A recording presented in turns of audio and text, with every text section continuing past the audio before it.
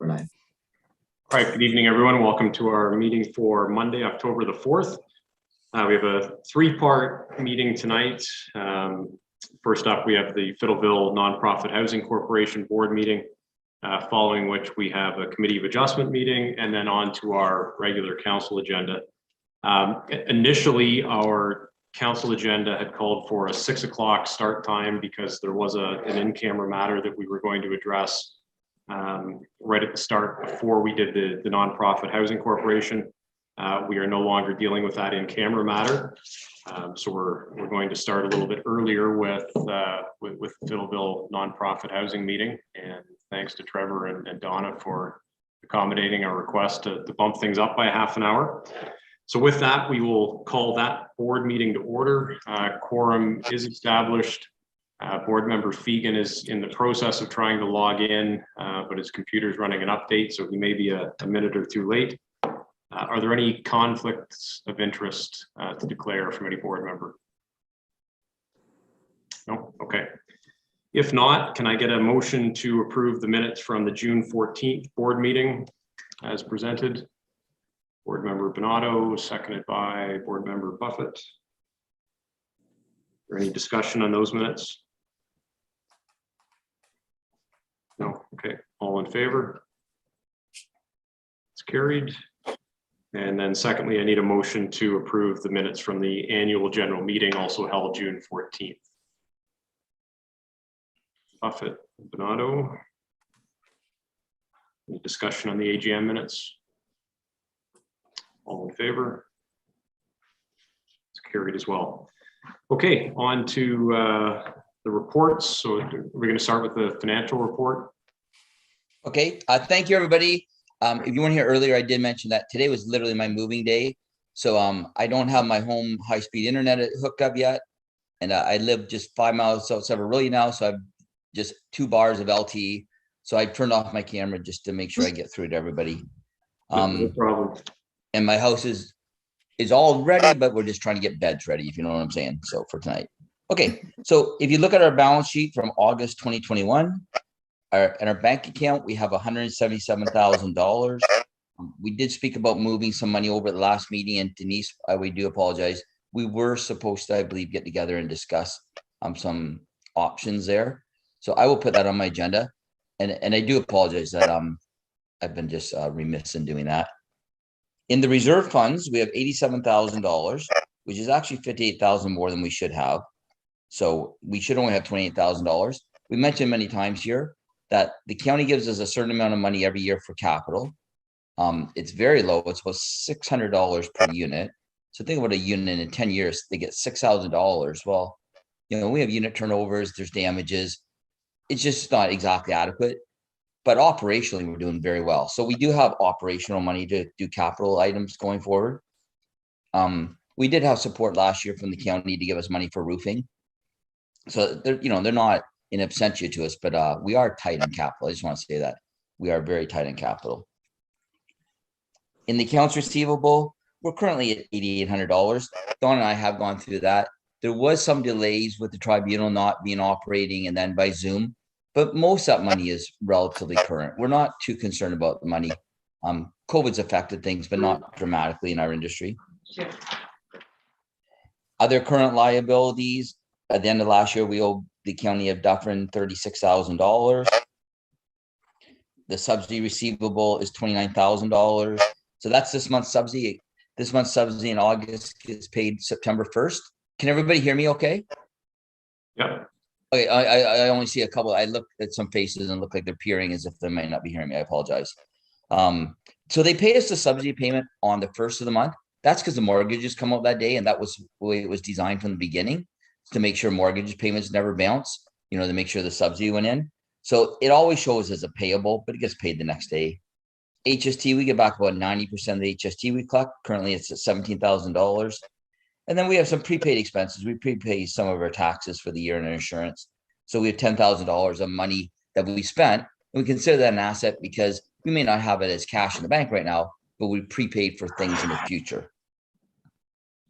Other land, the original land cost $700,000. The building cost $3.28 million. We had some equipment there. And then we have the SHRP, sheep and ship, and that was money that the county has given us in the past. But if you just added up the first two lines, 45 units used to cost $4 million. 45 units now are working at $400,000. That same building, if you're going to build now, would be about, well, 45 times 400 would be $16 million. You know, we built them for $4 million. And like, I'm just saying, like, that's why it's very difficult to build at this point. Other liabilities, under current liabilities, nothing too material there. The accrued mortgage interest payable on the SHRP loan is the biggest one. And that's on the books for 10 years. And that should be coming off very, very soon, because if you've been around for 10 years, it seems like yesterday, but that money was from 10 years ago. Our first mortgage is $1.1 million. And here's the bottom line. In the reserve fund, we have $28,000. And our retained earnings are $165,000. So we're making good profit. And we're nonprofits. So we're just trying to make, you know, reasonable profits. But we do have that available for capital. Any questions there? Questions for Trevor? No, don't see any. Next page, page 12, is our January to August, so 8 months into the year income statement. So there's two columns: year-to-date actual, obviously the actual, year-to-date budget. So 40% of our tenants pay market rent. We thought we'd bring in 120,000. We brought in 130,000. RJI, we thought we'd bring in 66. We brought in $79,000. Subsidy revenues, we know exactly what that is. Laundry income is a little lower. We have noticed in this industry as a trend, laundry income is down in the last year with COVID, because I guess people are working a little bit less, you know, and it's interesting that we're down about 25% everywhere. Just sort of strange COVID outcome. The interest income, solar income, we lost them. It's close. Next category, other building general. That's when You're cutting in and out, Trevor. so just slightly above. Oh, I apologize. That's might Go be back, different now. go back to other building general, Trevor. Yeah. Still cutting in now. Yeah, I may have to have Donna carry on. I apologize. I have two bars out here. Yeah, no, that's fine. Do you want to carry on, Donna? I can carry on. Yeah, Sure. I'm not hearing you guys neither. So And if you can jump in, Trevor, after, go right ahead, because we do have the budget to go through. All right, so as going back to other building general, we're under by about $2,700 on what we had budgeted for. And even though in some properties, the building general has gone down because of low vacancies, we unfortunately in this property have had some vacancies over the past year, and due to unfortunately people passing away. Internet services are just slightly over, but that's just their quarterly billing. Elevators are slightly up. We just had the annual inspection of the building fire system. They every 2 years have to go and inspect the equipment or the smoke detector, heat detector in the shaft of the elevator, which has to have a technician come out to do so. Snow removal quite a bit under from budget. I will expect there will be a bill in December as this contract plays out that way. That the first bill is December through to the April. Landscaping is very low because, as you recall, we have the superintendent of the building doing the landscaping. So that is reflected in wages. Even though wages are down, all the landscaping, cutting of the grass, other than spring cleanup, fall cleanup, and anything else that we may be purchasing, be it landscaping material, flowers, etc., is going to come under the landscaping.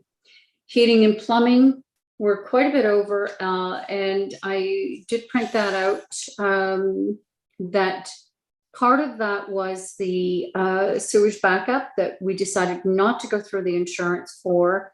And the biggest part of that was Mr. Reuter that had to come in and scope out and find the blockage in those pipes. And I actually had to pay that out of my credit card. That's why you'll see in the checks after, or that someone will see in the checks that the $1,600 was paid to me. So a lot of that is due to that sewage backup. Painting is quite a bit down. Waste removal is slightly over, but waste removal, they have stopped picking up large items, and we've had to, because all the residents, just put out their belongings into the 2 sheds. We've had to hire companies just to come and remove the large waste off the property. Security is pretty much online.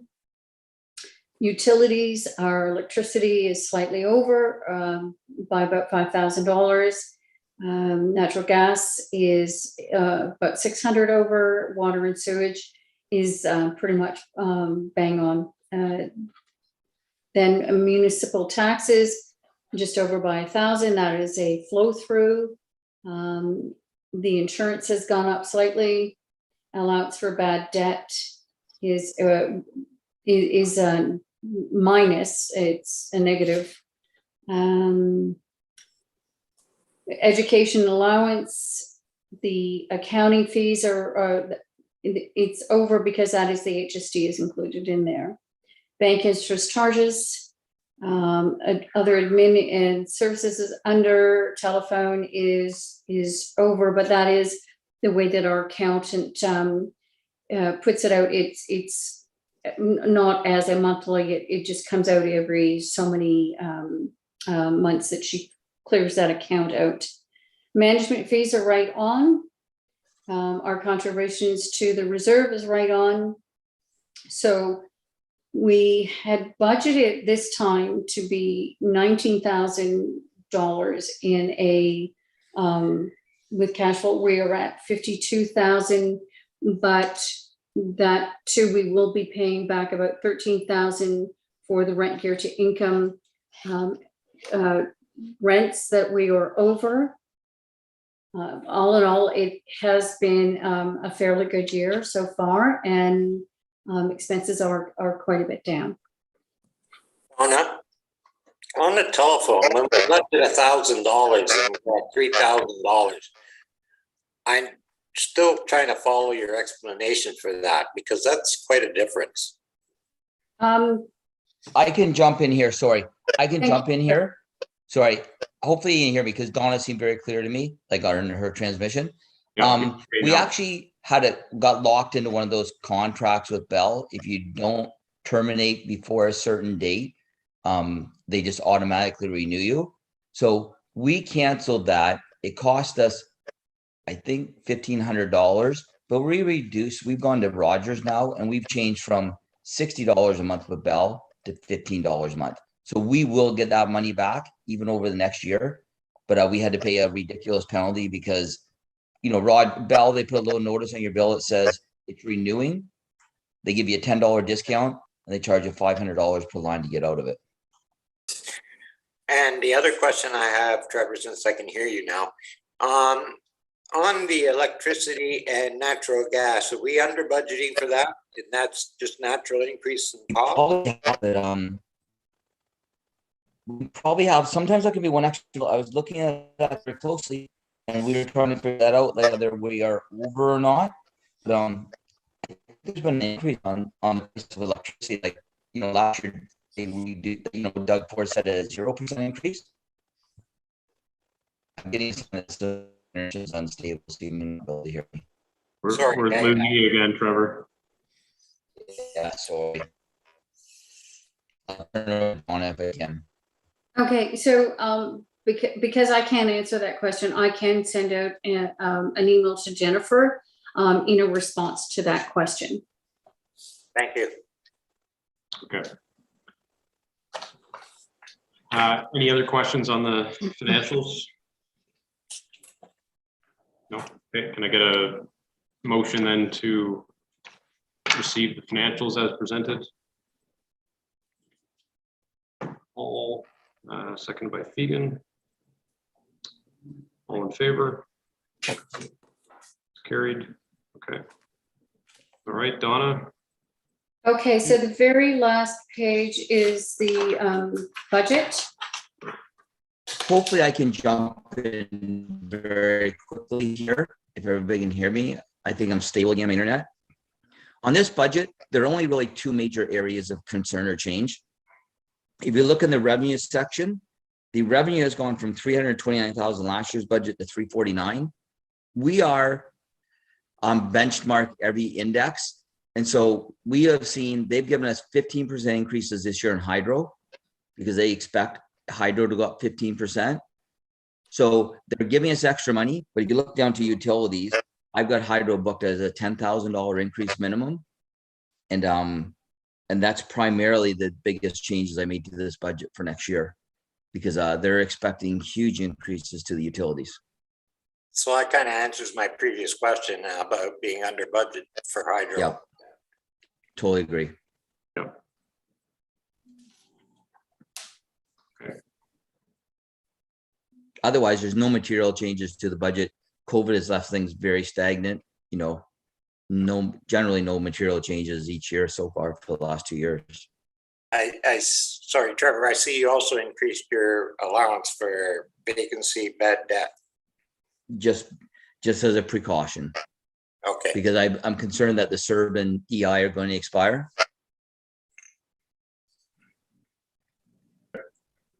Are there any questions on the budget? No? Okay, can I get a motion then to adopt that budget as presented? Buffett, seconded by Fegan. Any discussion on that? All in favor? Carried. Okay. So moving over to page 7, we have the rent increase for 2022. And if you recall, the government, of course, passed legislation last year to freeze 2021 rents at the 2020 level. But for 2022, it is a 1.2% increase. We would just need a motion to proceed with that rent increase, which really works out to a 6% over 2 years, each year. 0.6%. Oh, yeah, sorry. Okay. Can I get a motion then to approve that rent increase? Okay, moved by Bernardo, seconded by Hull. I'm sorry, who was the second? Hull. Second. Hull. Okay, thank you. Okay. All in favor? It's carried. Okay. So there was a tree removal pricing there that we've tried to obtain some quotes, but just couldn't get any companies other than the one, Craig's Production, 3,460, which we've asked to proceed with. It has not been completed yet, but there's 2 very tall dead trees at the back of those townhouses. Roof replacement on the townhouses, they're in really poor condition. So Rialto has quoted $40,480 to replace all 15 roofs. They were the company that did the roof replacement of the building last year. Went out and reached out to numerous companies and just cannot get quotes from anyone other, not interested or just too busy or just don't return our calls. We've made the decision and hopefully that the board will ratify this, that Rialto will proceed with those roof replacements, because I don't think that they'll last the winter without having some damage happen inside those townhouses. So would need a motion to ratify that. Moved by Bernardo, seconded by Wegner. Any discussion on that? Bernardo? Donna, are you planting trees to replace the trees you're taking down? No, we really need to start thinning out, because the trees are what are damaging the roofs. It's Yeah, you don't have to plant them where they're gonna damage roofs, but anywhere else on the property where trees could be planted? We have a lot of trees on that property. We keep trying to thin them out and move them away from the building and the townhouses. And it's not just our property, it's the condominium that's right backing onto the area as well. They have a lot of trees. So it's so shaded. And with those trees dying, we've actually been able to get some grass back there for the residents. There's still a lot of trees back there. If you were to walk back there, I don't think it would be necessary. And I think if you drive by the front, we have a lot of trees at the front of the building as well. Yeah, I know that. Okay. All right, any other comments or questions on the roofing contract? Okay, all in favor? That's carried. So the next is the playground. So at the last meeting, it was requested that we reach out and find out how much it would cost to remove that wood fiber and replace it either with a pea stone or a poly type fabric. So we did get a cost. It was $8,500 for them to do it, but they wouldn't be able to even perform the work until August or September. So in saying all that, the residents, and I have to say, if no one has been by the property, I have to give them all such credit for what they have done. They've really taken pride in ownership, and we've made a city, or they have made, and I've helped finance whoever put money out to create a sitting area. We will continue next year in the spring to do another at the other end of the property or the playground. The gardens around the property, even some of their special little trinkets and special effects that they've put in, have really, really, we get so many compliments about how the property looks. And I just love how that it has been a team effort. And as I said, everyone who has provided me with invoices or whatever for what they have purchased, I have reimbursed them.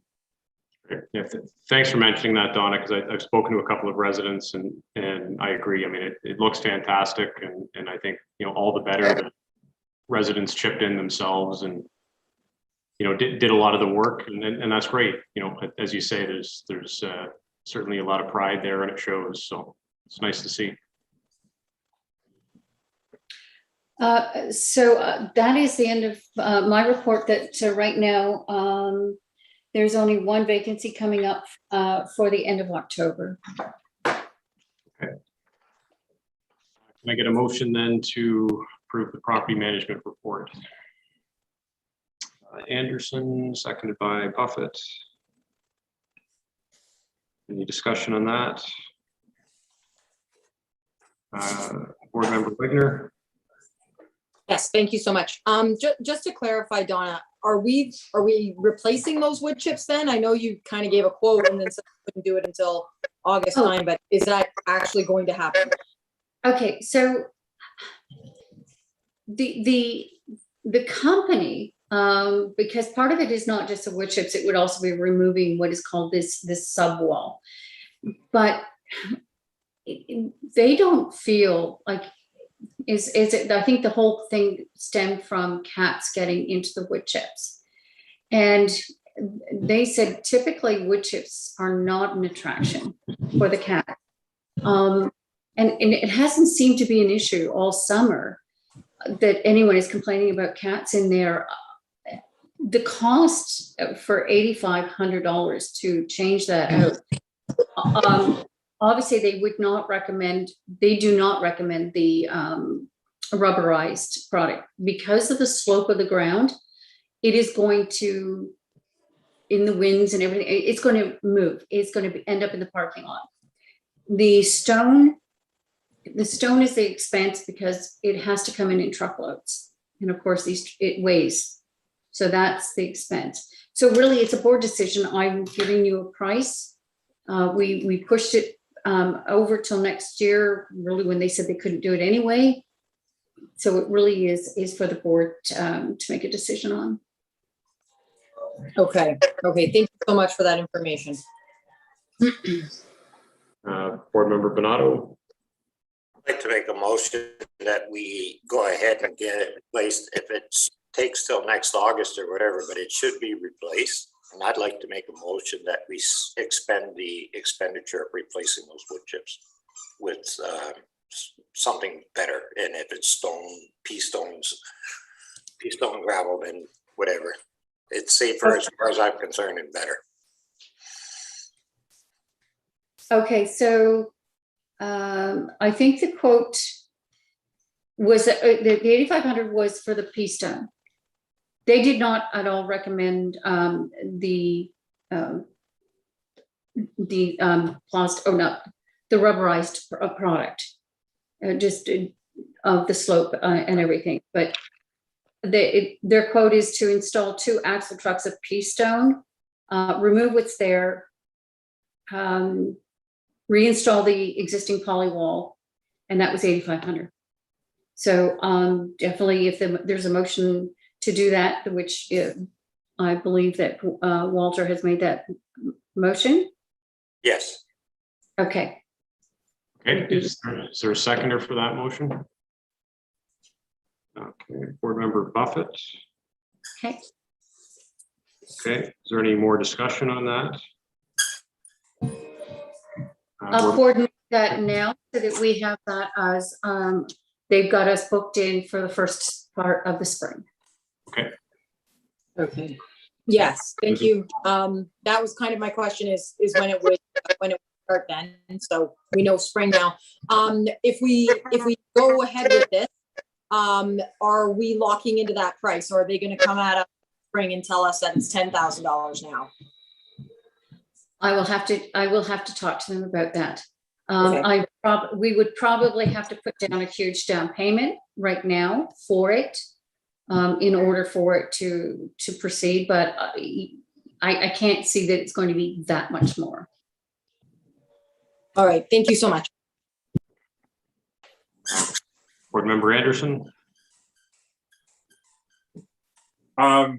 Yeah, I agree with Board Member Wagner with respect to making sure that we're locking in on the price, because I think what we've commonly have heard over the last few meetings is cost of materials going up, whether doubling or tripling, and we certainly don't want to put ourselves in that position. So if there's an opportunity to make a down payment to secure that price, considering that it seems like the committee is moving in that direction, then I would encourage you to do that. Okay, I definitely will. Anything else on this motion? All in favor? Any opposed? Okay, that's carried. All right, and then back to the main motions. We have motion moved by Anderson, seconded by Buffett to receive the property management report. Any further discussion on that? All in favor? It's carried as well. Okay. Is there any new business? I have nothing. No, okay. Any board member have any new business to raise? No, okay. What are we looking at for the next meeting, Jennifer? Are you coming back in December or next year? What's the? Donna, do you prefer December? I think right now, I mean, we could do a December. We only have one meeting in December. That's December 13th. My schedule is free for that. I don't know if Trevor's still on here. I take that silence to be a no. If there's no real need to meet in December, would it be better to hold off until January, Jennifer? We would have no need. Okay. Why don't we wait until January then? January 10th. Does I'm that good work? with that. Okay. Okay. Yeah, it looks like Trevor's gone. Okay. So January 10th it will be, and I'll put it down for 6:30 right now. But we're, 6 o'clock is fine if that has to be. So. We hope not. Okay, excellent. Well, if there's nothing else, can I get a motion to adjourn the board meeting? Moved by Hall, seconded by Fegan. All in favor? And that's carried. Okay, thanks, Donna. Thanks very much. Good night now. Merry Christmas. We'll see you in January. Yes, yes. Merry Christmas, everyone. Take care. Okay, so that concludes our nonprofit housing board meeting. So we will call our committee of adjustment meeting to order. So tonight we have a public meeting being held under sections 45 sub 5 and section 53 of the Planning Act to consider a minor variance application as well as a consent application. The minor variance application is for the property located part of lot 1 concession 3 old survey town of Shelburne, and the purpose and effect of that application is to request relief from section 4.5.2 of zoning bylaw number 38-2007 for lot coverage and rear yard requirements. The consent application is for the property located at 5 John Street in the town of Shelburne as well, obviously, and the purpose and effect of the easement application is to create a stormwater easement. I'll now ask the clerk for the method of notice for tonight's public meeting. Notice of tonight's public meeting was advertised in local media sources. Notice is posted on the town's website, and property owners within a 60-meter radius have received notification. Okay, thank you. So have a presentation from our town planner, Steve Weaver, in respect to both applications, following which there will be an opportunity for committee members as well as any members of the public who are logged on to ask questions or make comments. So with that, Steve, I'll turn it over to you for the minor variance application. Okay, thank you, Mr. Chairman. I do have a few slides here to accompany my report, which is in your agenda package. Just give me a moment while I screen share the first presentation.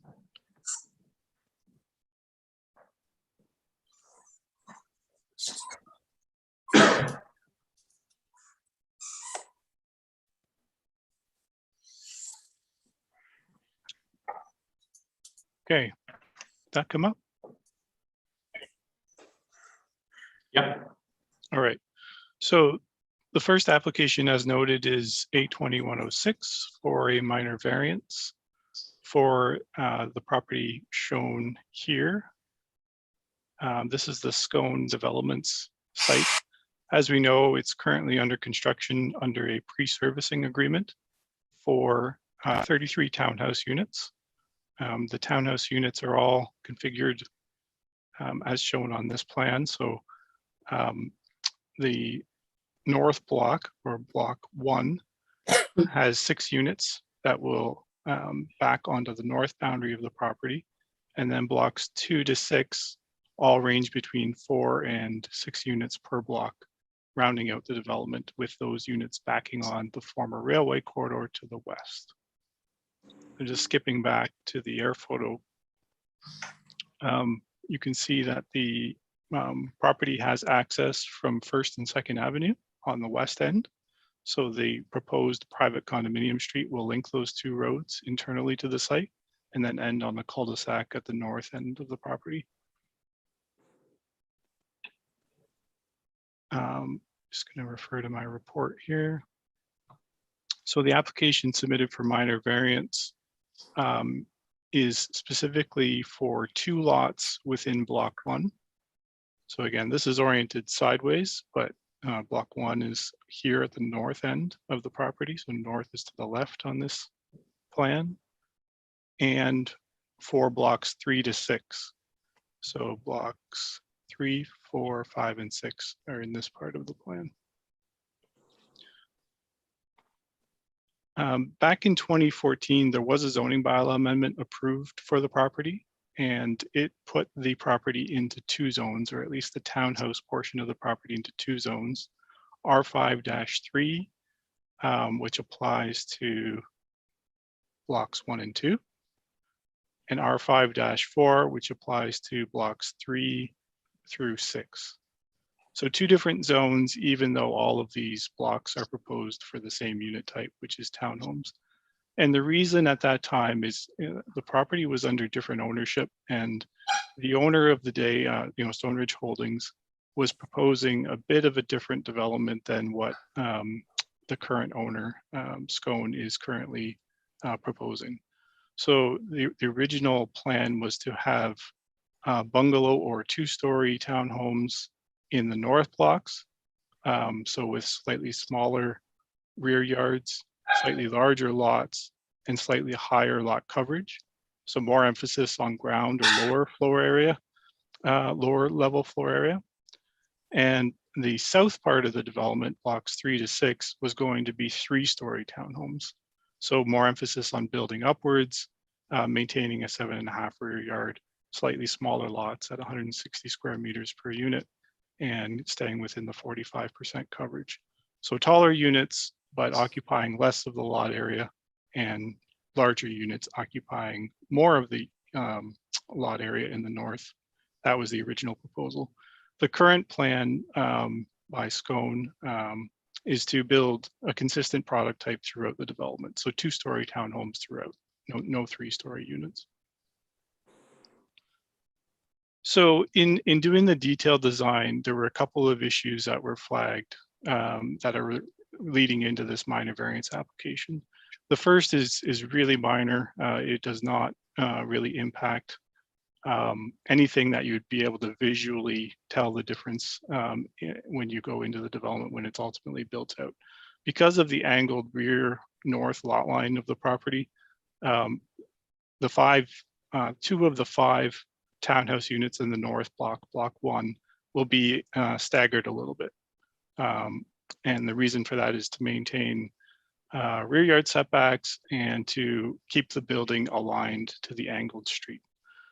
The result of that is there are 2 very small corners of lots 1 and 2 that, if you measure on a certain angle, they're closer than 6 meters to the front lot line. So this is zoomed in on that last drawing. You can see the blue line is the proposed front wall of those 2 units. And the 3 red corners that are shown here are where the 6-meter front yard isn't quite met. So the driveway for lot 1, for example, is still 7.3 meters long. Driveway for lot 2, still 6.8 meters long. So plenty of driveway area, plenty of front yard space. It's just that because the units are oriented at an angle to the street, there's 3 small corners that are slightly closer when measured on an angle to the lot line. So staff don't really have any concern with that aspect of the minor variance. It is quite minor, and as I say, wouldn't have any visible or visual noticeable impact from the street, nor any impact to any other property. The rest of the variance application affects more of the units.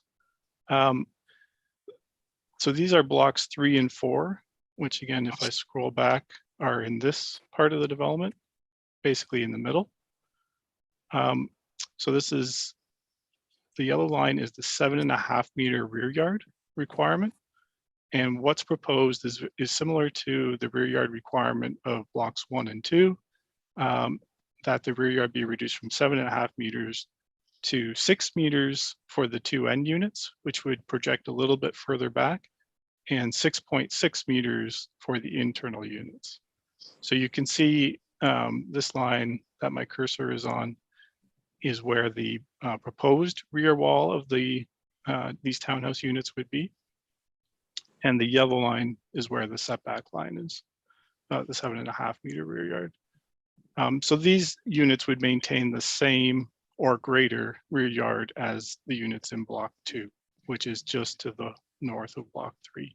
So again, it's a result of going to a consistent 2-story unit product. And the outcome of going to a 2-story unit type on the size proposed is also that it means the internal lots slightly exceed the coverage requirement. So the maximum lot coverage in the R54 zone is 45%. The internal units, so 13, 14, 15, 16, and then 19 to 22 on this block, and 25 to 28 on this block, and 31 and 32 on this block would all be at 52% plus or minus, so very close to 52%. The end units would be just slightly over 45%, ranging from 45.2 to 45.7%, because the end unit lots have the side yard, which provides additional lot area. I think it's important to highlight that all of the lots meet the minimum lot area that was set out in that original 2014 zoning. So it's not that the lot sizes were reduced at all. The lots are in keeping with the approved zoning. It's just going to the two-story unit type. The floor areas on the ground floor are a little bit larger. Building footprints go a little bit further into the rear yard. So it would be 6 to 6.6 meters instead of 7.5 in the rear yards. And again, these are the rear yards that abut the former railway corridor. So we have considered whether this could have any impact to any other property in the neighborhood, as the impacts are really along the west boundary and aligned to the building setback that will be created in block 2, which just happens to have a different zone than blocks 3 to 6. We don't really foresee any impact to the nearest residential properties in the area. So we've measured approximately the distance between the back of the nearest townhomes and the back of the existing residential building to the west on John Street.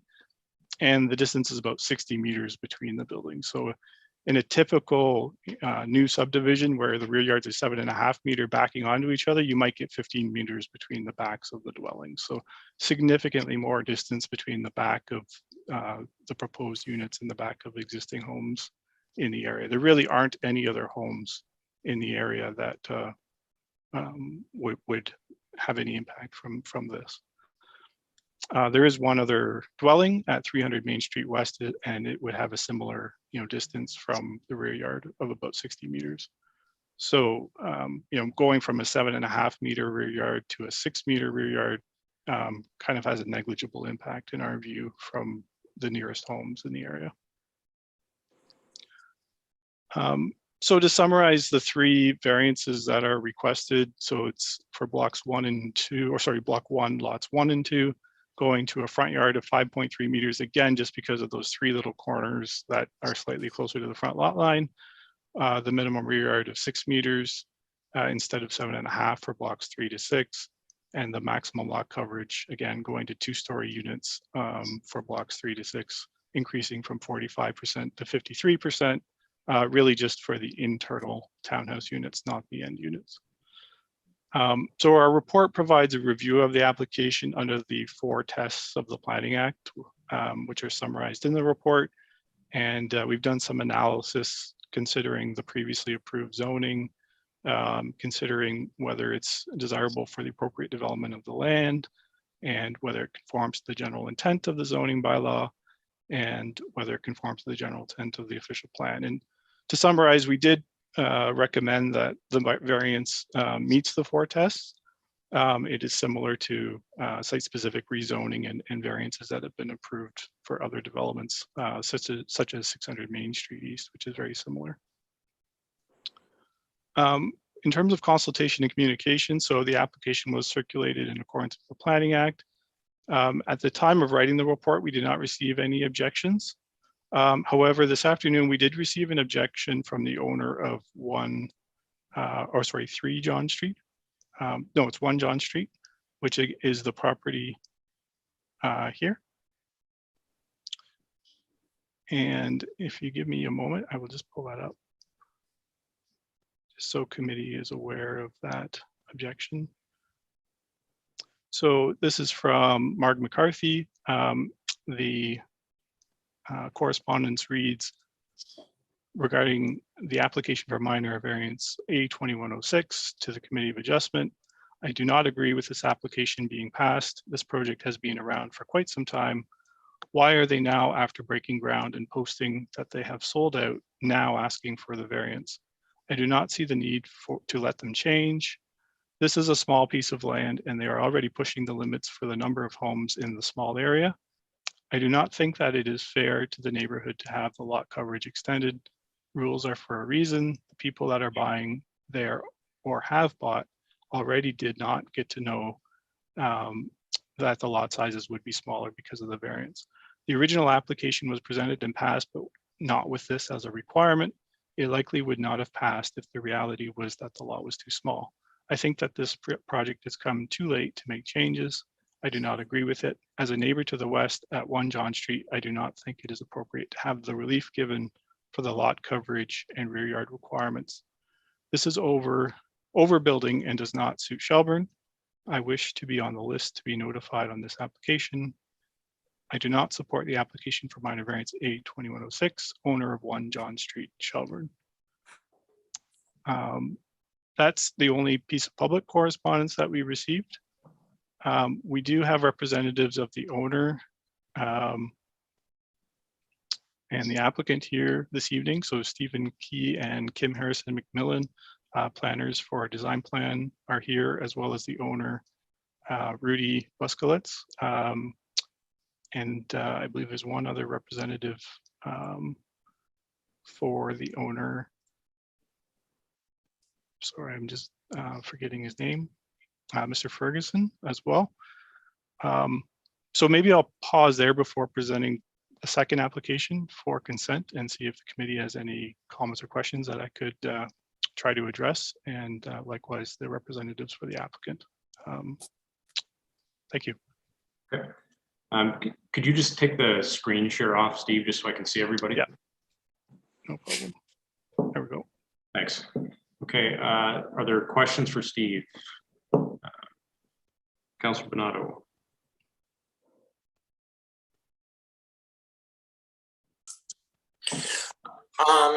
On section 3 and 4, when the coverage is more than normal because of the style of the home, if they put a shed, are they allowed, or would they be able to put sheds or things of that nature in their backyards? Those units would not, because there's two requirements. One, that you have to be within a maximum 5% coverage for accessory buildings, and that 5%, I believe, has to be within the maximum coverage for the lot as a whole. So that would restrict that.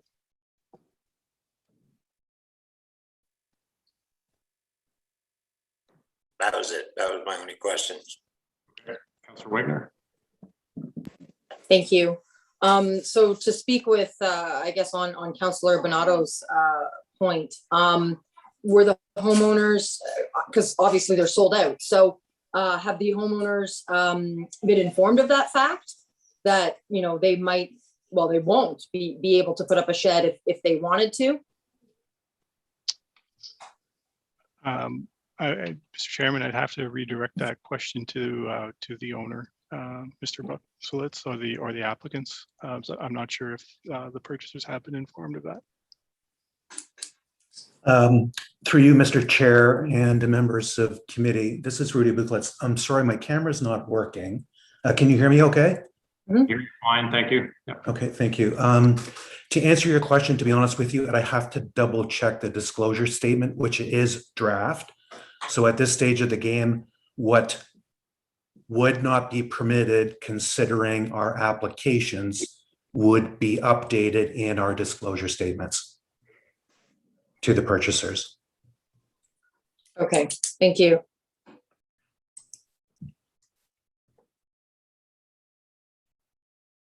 Okay, are there other questions?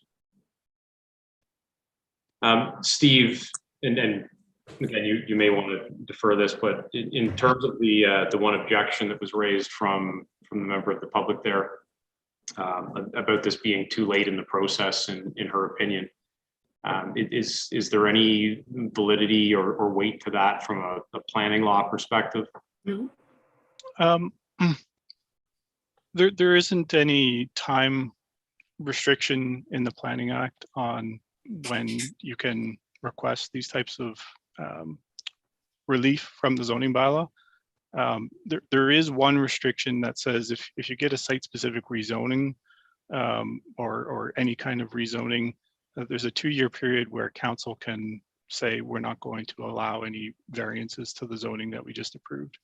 That time period has long passed, and that provision under the Planning Act actually came into effect after the rezoning for this property was approved. My advice would be that type of provision in the Planning Act that allows for variances and amendments to the zoning bylaw is there for this type of reason, which is you get into more detailed designs, and there's changes in ownership, there's changes in market demand, there's changes in product type and the details of the unit designs. There's some minor tweaking available under the Planning Act to the zoning bylaw. And we're very careful about which types of applications we direct applicants would be suitable under the minor variance provisions versus the rezoning, but both have public input opportunities and public rights of appeal.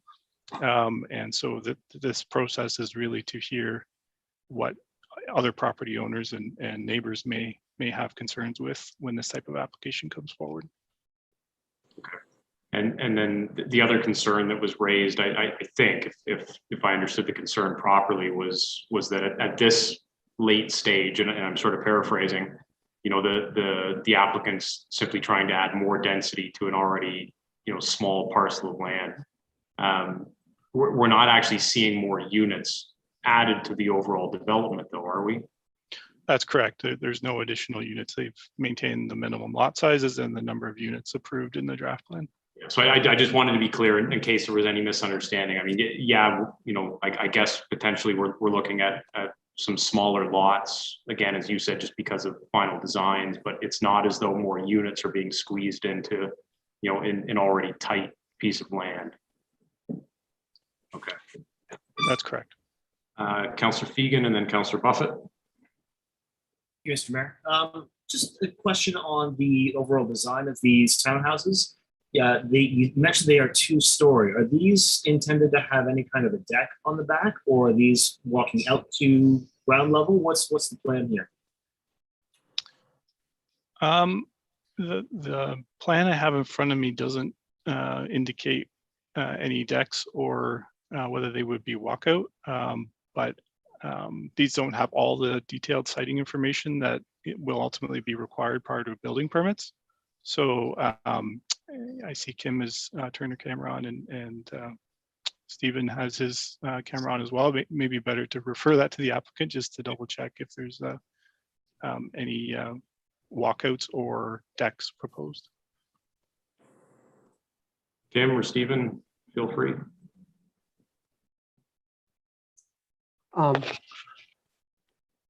Hello, Chair and council members. I think my name is Stephen from Design Plan Services. I think I'll direct this question to Kim from our office as well. Thank you. Hi, good evening. Through you, Mr. Chair, my understanding is that decks were not shown on these plans. It's my understanding that that was not previously shown in the engineering drawings. I'll also refer this to Rudy in case I've misspoken on that, but that's my understanding that it's currently shown. Yeah, through you, Mr. Chair, I can confirm that all the units are walkout units, and the deck off of what would be the kitchen is an option. Okay. So if I can, sorry, Member Fegan, if I can add to that, decks are not restricted by lot coverage requirements. So decks are considered part of what's permitted without increasing the lot coverage. Yeah, understood, but decks also have a restriction on how close they can be to the lot line, correct? Correct. So they can encroach as much as 4 meters into the required yard, I believe is the setback. So they could be as close as 2 meters to the rear lot line, unless there are, I believe there are some easements that will be across many of these rear yards. So that may restrict the size of the deck somewhat. If that's the case, then can you give us an indication on how close a deck could potentially be to that lot line if that were the case and they decided to put one on? At the closest would be 2 meters, but I believe there's a 3 meter easement shown here. So that would the closest where there's an easement would be 3 meters. So about 10 feet. Thank you. So Rudy, just to clarify that point, so as an optional add-on, that's something that buyers, can either opt in for and pay extra for, as you get closer to closing. Yes, correct, Mr. Chair. Councillor Buffett. Yeah, I just wanted to make a comment just for clarification. So in looking at the minor variance that's before us tonight, this minor variance, does it not meet the minimum criteria for what is deemed a minor variance? In my opinion, it does, through you, Mr. Chairman. So therefore, any concern that we might have is really not founded because they're not going beyond that. It's really the committee's decision as to whether it meets the 4 tests. I've provided my advice on that, but there is some room for, opinion on that. It really is, things like, does it meet the general intent of the zoning bylaw? For example, is one of the tests. And so I've given my comments and opinion on that in the report, and recommended that it be considered for approval, with the limitations that we've set out. So only limited number of lots and blocks that would be getting the relief that's requested. Okay. Councillor Bernardo. With the, I know that the owner has said that the decks are optional, but I know that when people move in, they may not choose to have the builder put the decks on. They may choose to put their own decks later on as time goes on. Will they have notification or notice as to how close they can, or how big they can build those decks? Will that be part of the disclosure? Because we don't want them encroaching on the, not the minor variance, sorry, the setback. The setback, where we have the, what was the word you used, Steve? The easement? Easements, yes. We don't want them encroaching on the easements. So anyone who would build a deck in the future will have to apply for a building permit because of the height of the deck, and we'll make sure through the municipal approval process for the deck that any easements, setbacks, zoning requirements are addressed through the plans for the deck. And the easements will be right in the subdivision agreement that gets registered on title. Okay. Any other questions from the committee? Oh, Deputy Mayor Anderson. Yeah, just a very quick one. I just want to make sure that I understand correctly. I think for the properties that are going to be impacted by this variance change, I believe committee member Bernardo asked a question as a result, and correct me if I'm wrong, but as a result of these changes, some of these properties would not be entitled to have a shed on the property. Is that right? That's correct. I would have to double check how the zoning is worded around that, but I'm pretty sure you have to meet 2 standards, and one of them is you're within the overall maximum lot coverage of the lot as a whole. So if the dwelling unit itself is using that full maximum, then there's no provision for sheds or other structures. And maybe this is what committee member Wegner was getting to with respect to people who have purchased this property already may have purchased it with the belief or understanding that they could put a shed there. And I understand from the owner, or at least a representative from the owner's group, that they're going to update their disclosure notice, which would suggest to me that certainly the people who bought at the time weren't aware of this restriction. And so my question is, even though you do upgrade it later on, and that's fine, what remedy potentially is there to the homeowner once he or she finds out that what they thought they could get when they initially purchased the property, they could no longer get? And so what is going to be done for the homeowner in that regard? I'm just quickly looking up the accessory building provisions, because I think this may have been a given even if the variance was not sought. So the units would have used the full 45% coverage, if not increased to the 52%. So yeah, limited to a maximum of 5%.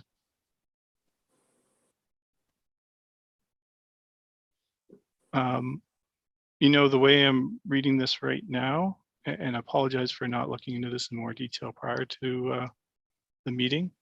I think you could have 5% of the lot as a shed without worrying about the overall lot coverage requirement of the zone. So even with the increased coverage, the zoning bylaw still allows up to 5% of the lot to be used for a shed. So I apologize for that correction, but I wanted to double check because we work with a lot of zoning bylaws and some are worded a bit differently than that. Okay, so Steve, what you're saying is that even with the change that they will be able to have a deck? I mean, sorry, a shed? Yeah, that's Okay, right. perfect. All right, perfect. Thank you. Okay, anything else from the committee? No, okay. Jennifer, are there any public members that are signed on? We had one public member register for tonight's meeting, but they have not signed on as of yet. Right, so that's it for questions and comments. Are there any members that wish to make a motion? The recommendation from our planner is that we approve the application. Member Anderson. Okay, looks like a second by Bernardo. So that's to approve. Okay. All right, so we have a motion on the floor moved by Board Member Anderson, seconded by Board Member Bernardo, which reads as follows. After considering the application, the committee is satisfied that the request is desirable for the appropriate and continued use of the subject property, maintains the general intent and purpose of the zoning bylaw and official plan, and is minor in nature. Accordingly, the committee resolves to grant the request. The minor variance is granted in accordance with the plan provided to the committee and attached here too, providing the following relief from zoning bylaw number 38-2007. Number one, relief from section 4.5.2 of the zoning bylaw to permit a minimum front yard of 5.3 meters for a street townhouse or townhouse dwelling, provided that all driveways located in the front yard shall have a minimum length of 6 meters within the lot. And that refers to block 1, lots 1 and 2 only. Secondly, it provides relief from section 4.5.2 of the zoning bylaw to permit a minimum rear yard of 6 meters for a street townhouse or townhouse dwelling. And that refers to blocks 3 to 6 only. And finally, number 3, it provides relief from section 4.5.2 of the zoning bylaw to permit a maximum lot coverage of 53% for street townhouse or townhouse dwellings. And that as well refers only to blocks 3 to 6. Is there any discussion on the motion? All in favor? Any opposed? That's carried. Okay. Steve, on to the next one. I just wanted to correct one other thing, and it doesn't impact the decision. I think I said Mr. Ferguson was here on behalf of Scone tonight. I apologize, I have too many emails open. It's Mr. Jeff Wagner, and I don't know if he is there with Rudy, but if I got that wrong, sorry about that, Jeff. So I'll share my screen for the second presentation.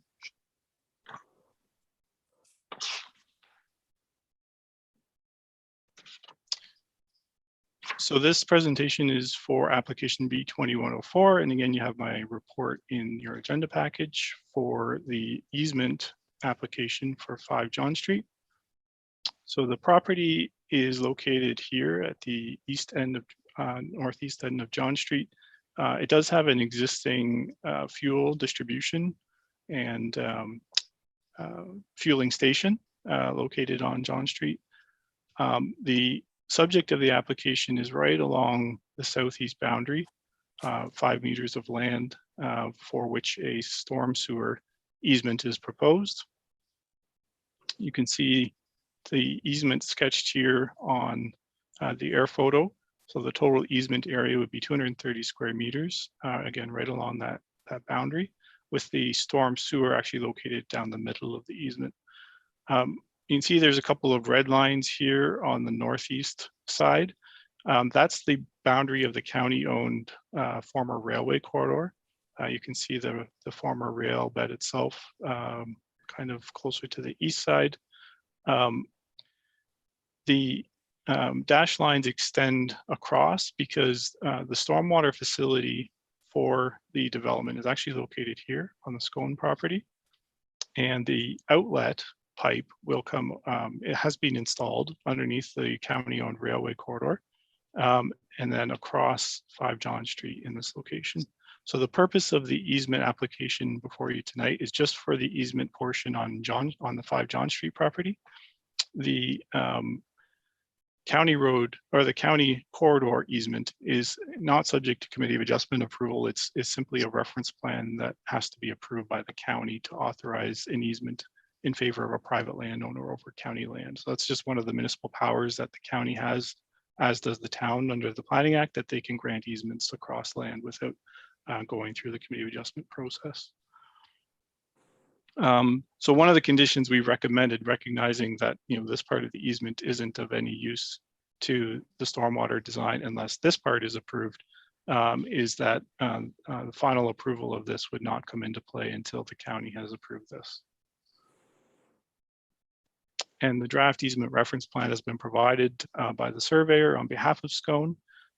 It's oriented a little bit differently with north kind of to the top left, and the 5-meter easement proposed is in this location with the balance of the property shown here. So the purpose of tonight's application is really for part 1. Part 2 again relates to the county corridor.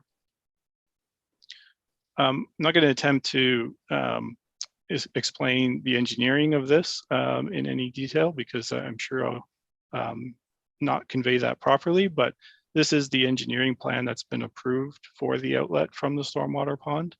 The stormwater pond is located up here in the top right corner. Basically, in simple terms, the way this works is the pond controls the amount of runoff coming from the Scone development site. There is existing runoff from that property that comes to the west, and there is an existing culvert underneath the property at 1 John Street that carries some of that drainage. The purpose of the stormwater pond is to ensure that the rate of runoff does not increase with the development.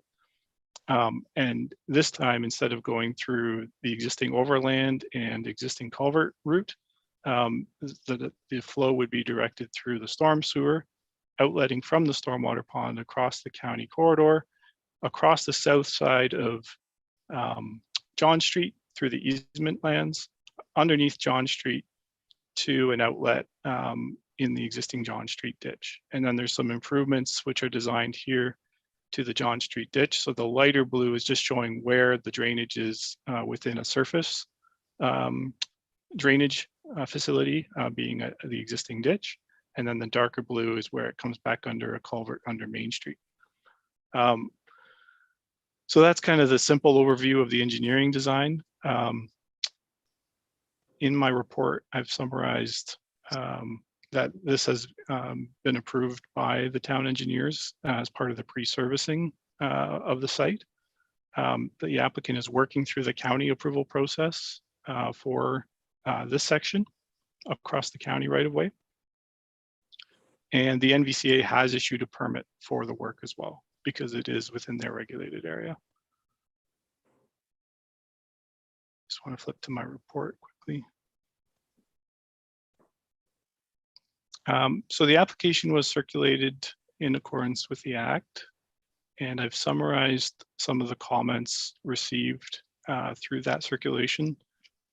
Specifically, WSP on behalf of the county just noted that there should be some sort of condition related to the county approval of the easement across the former rail corridor, and that's what we've recommended. They've also noted that there are some existing woodlands and wetlands, which are really up over here to the north and west. So there are no impacts anticipated to those features. And we will respond to the county regarding those comments. And then they also just noted that there should be consultation with the NVCA regarding the fact that it's in their regulated area and those environmental features. So this has been circulated to the NVCA, and as noted, a permit has been issued for the work within the NVCA regulated area in conjunction with the SCONE development. So this afternoon we did receive, I'm just going to stop sharing my screen. These are the conditions that are recommended in my report. We did receive one additional piece of correspondence from Mark McCarthy. And again, it's relating to their property at 1 John Street and concerns about the potential impacts of the easement. So bear with me while I pull that up. So I do have to read those comments into the record.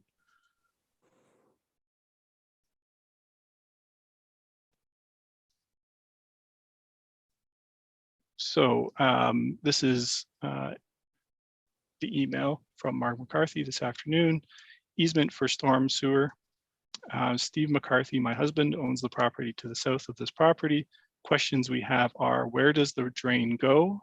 Has there been studies done on what happens to the water being dumped into someone else's property? Who owns that property that is to be a storm sewer pond? There are sewers on that side of the road, question mark, or are there sewers on that side of the road? Why has the construction already been completed before the easement has been approved?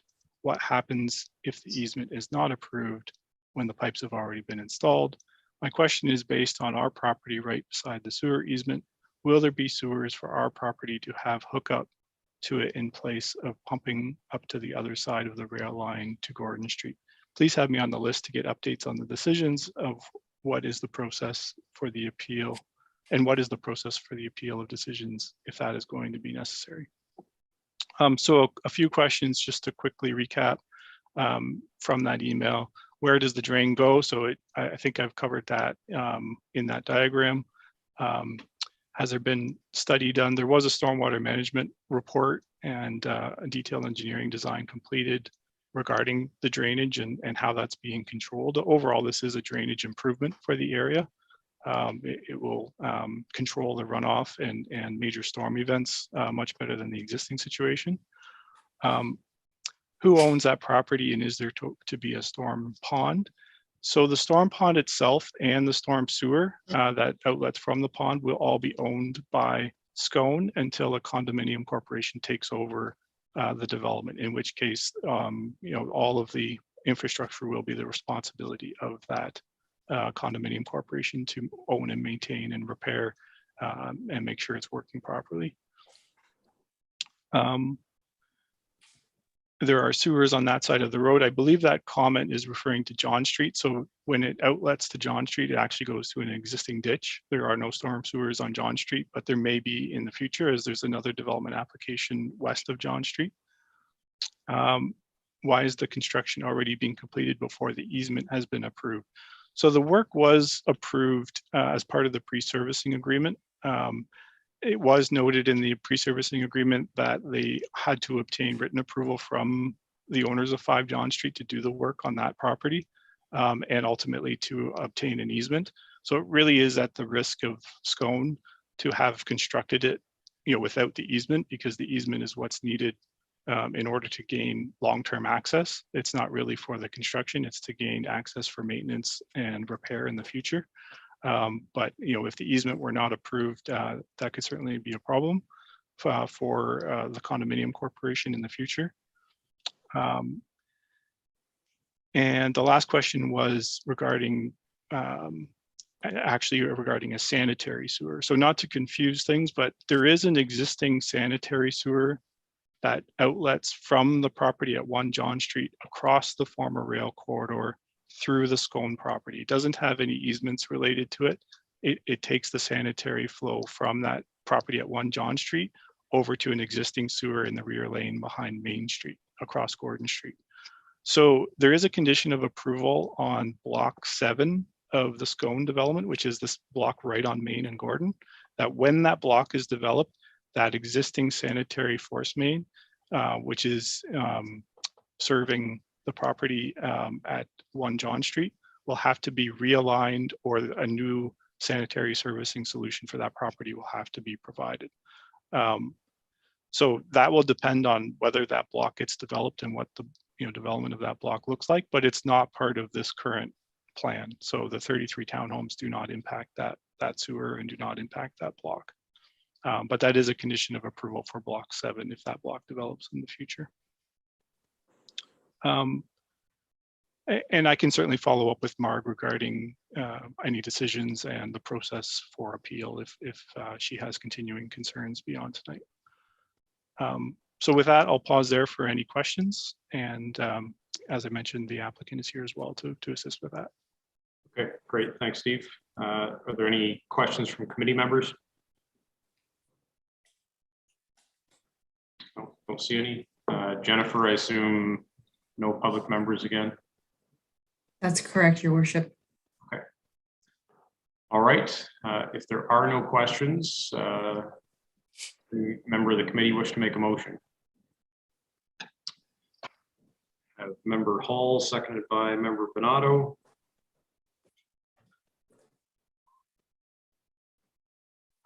Again, I'm assuming that's a motion to approve. Okay. So that motion, which was just tabled, reads as follows. After considering the application, the committee is satisfied with allowing this consent for an easement for a storm sewer that will function as part of the outlet for the new stormwater management pond located at the east, located to the east of the former rail corridor in the Scone Development subdivision currently under construction, with an area of approximately 230 square meters, a width of 5 meters, and a total length of 46 meters, as shown on the attached reference plan. The committee, having regard to those matters under subsection 5124 of the Planning Act, resolves to grant provisional consent subject to the following conditions being fulfilled. Number 1, the Secretary Treasurer's certificate under subsection 5342 of the Planning Act shall be issued and the Secretary Treasurer's fee be paid. Number 2, that the owner shall obtain an easement across the county-owned former railway corridor located to the east, as required for the outlet of the stormwater management facility located in block 9 of draft plan of subdivision file number DPS 17-02, and provide evidence of the county's approval of said easement to the satisfaction of the town planner. Number 3, that the approval of the easement documents in the draft reference plan shall be obtained at the Committee of Adjustment office, which is the town of Shelburne, and that the required number of prints, which is 3, of the resultant deposited reference plan shall be received. And finally, number 4, that the conditions are to be fulfilled and the consent is to be finalized on or before 1 year from the date of the issuance of the committee's notice of decision. So that's the motion. Any comments or questions? No? Okay, I'll call the question. All in favor? Are there any opposed? No, that's carried. Okay, excellent. That's Thank you it. very much, Mr. Chair and members of the committee. Thank you, folks. Yeah, have a good night. Thank you. Thank you. Good evening. That's it, Steve. Yep, that's it for me. Thank you very much. Okay, thank you. All right, can I get a motion to adjourn Committee of Adjustments? Moved by Hall, seconded by Bonato. All in favor? Carried. All right, so with that, we'll call the regular council meeting to order at 7:20. And to begin, I would ask that everyone who is able, please stand and join us for the playing of the National Anthem.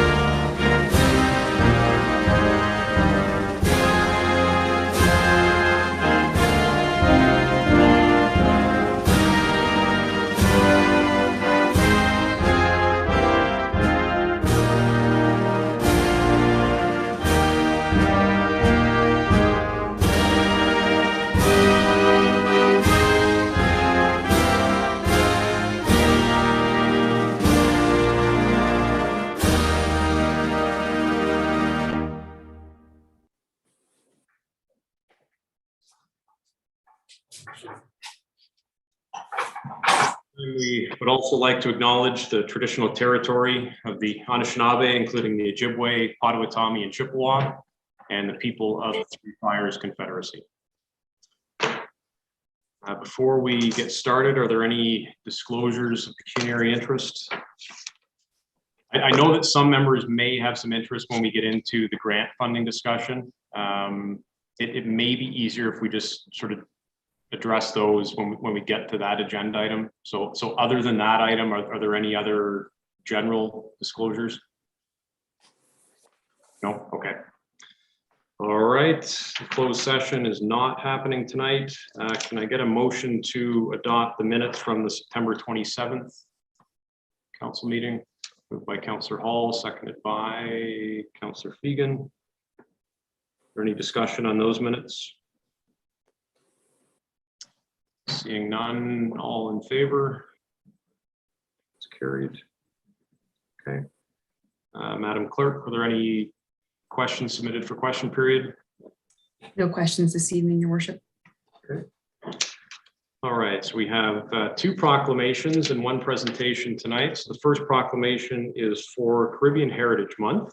So whereas Caribbean Canadians are a collective representing more than 40 nationalities, 6 official languages, over 20 distinct ethnicities, and whereas Caribbean Canadians have made and continue to make significant contributions across all fields and industries as early as the 1700s, and whereas Caribbean Women's Society has declared the month of October as Caribbean Heritage Month to recognize, celebrate, and educate the public on Caribbean culture, heritage, and contributions, and whereas Caribbean Heritage Month will be marked by a series of cultural events and activities throughout the month of October, and whereas Caribbean Heritage Month will be an opportunity to remember, celebrate, and educate future generations about Caribbean Canadians, and the important role that they have played and continue to play in communities across Canada. Now, therefore, I, Mayor Wade Mills, do hereby proclaim the month of October 2021 as Caribbean Heritage Month in the town of Shelburne. Second proclamation is for Hispanic Latin American Heritage Month. Whereas the Parliament of Canada recognizes that members of the Hispanic and Latin American community in Canada have made significant contributions to the social, economic, and political fabric of the nation, and whereas the designation of a month as Hispanic Latin American Heritage Month would be a meaningful way to remember, celebrate, and educate the public about these contributions, and whereas Hispanic and Latin American communities across Canada would be mobilized by an Hispanic Latin American Heritage Month to jointly celebrate, share, and promote their unique culture and traditions with all Canadians, and whereas the Latin American Heritage Month Act received royal assent on June 21st, 2018, proclaiming throughout Canada that the month of October be known as Latin American Heritage Month every year. Now, therefore, I, Mayor Wade Mills, do hereby proclaim the month of October 2021 as Hispanic Latin American Heritage Month in the town of Shelburne. Okay, so our next presentation is from Gord Gallagher on behalf of the Dufferin Community Foundation. Saw Gord signed on earlier.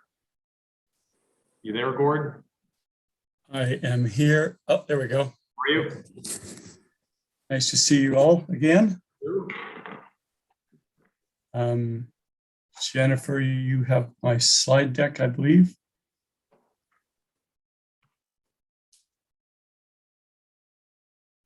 I've given you the ability to share your screen and operate. Okay. Okay, just a second. I thought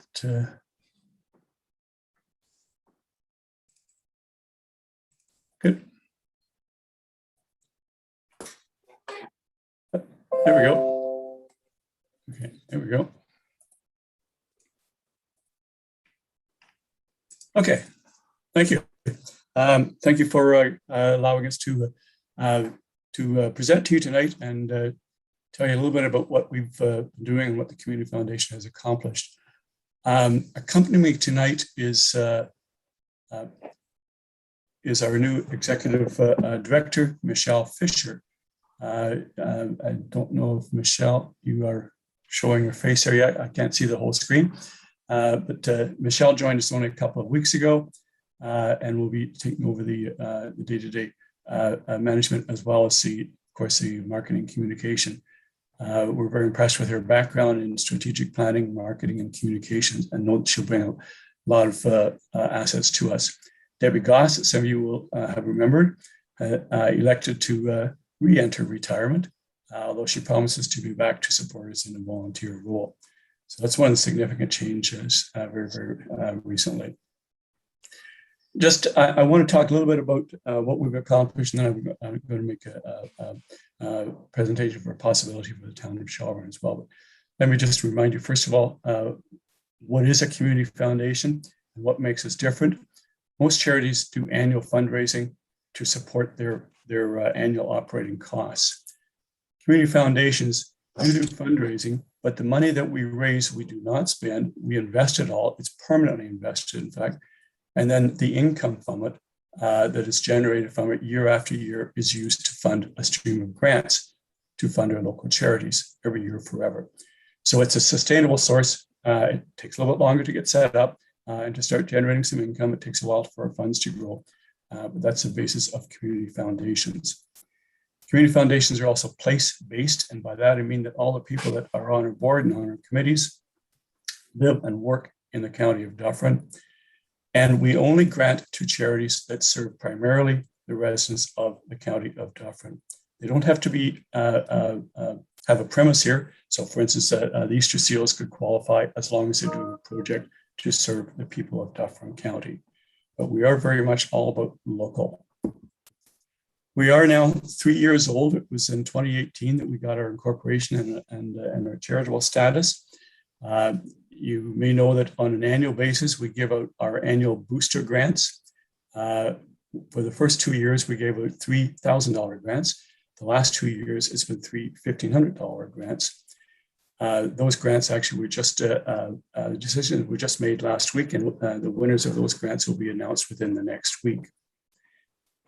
We were also, as part of the Community Foundations of Canada network, chosen by the federal government to be one of their main conduits for distribution of their emergency funds to support charities across Canada in 2020 as a result of COVID-19.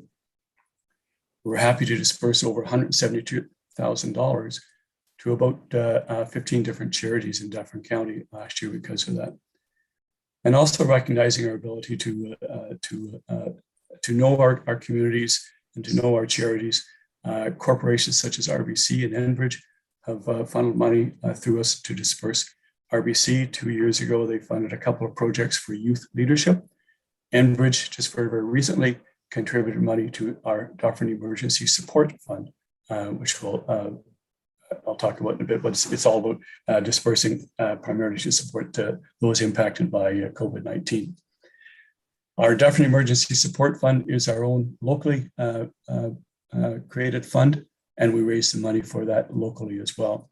We're happy to have been able to give it out $35,000 last winter as a result of those fundraising efforts. And they went to organizations, again, in our community.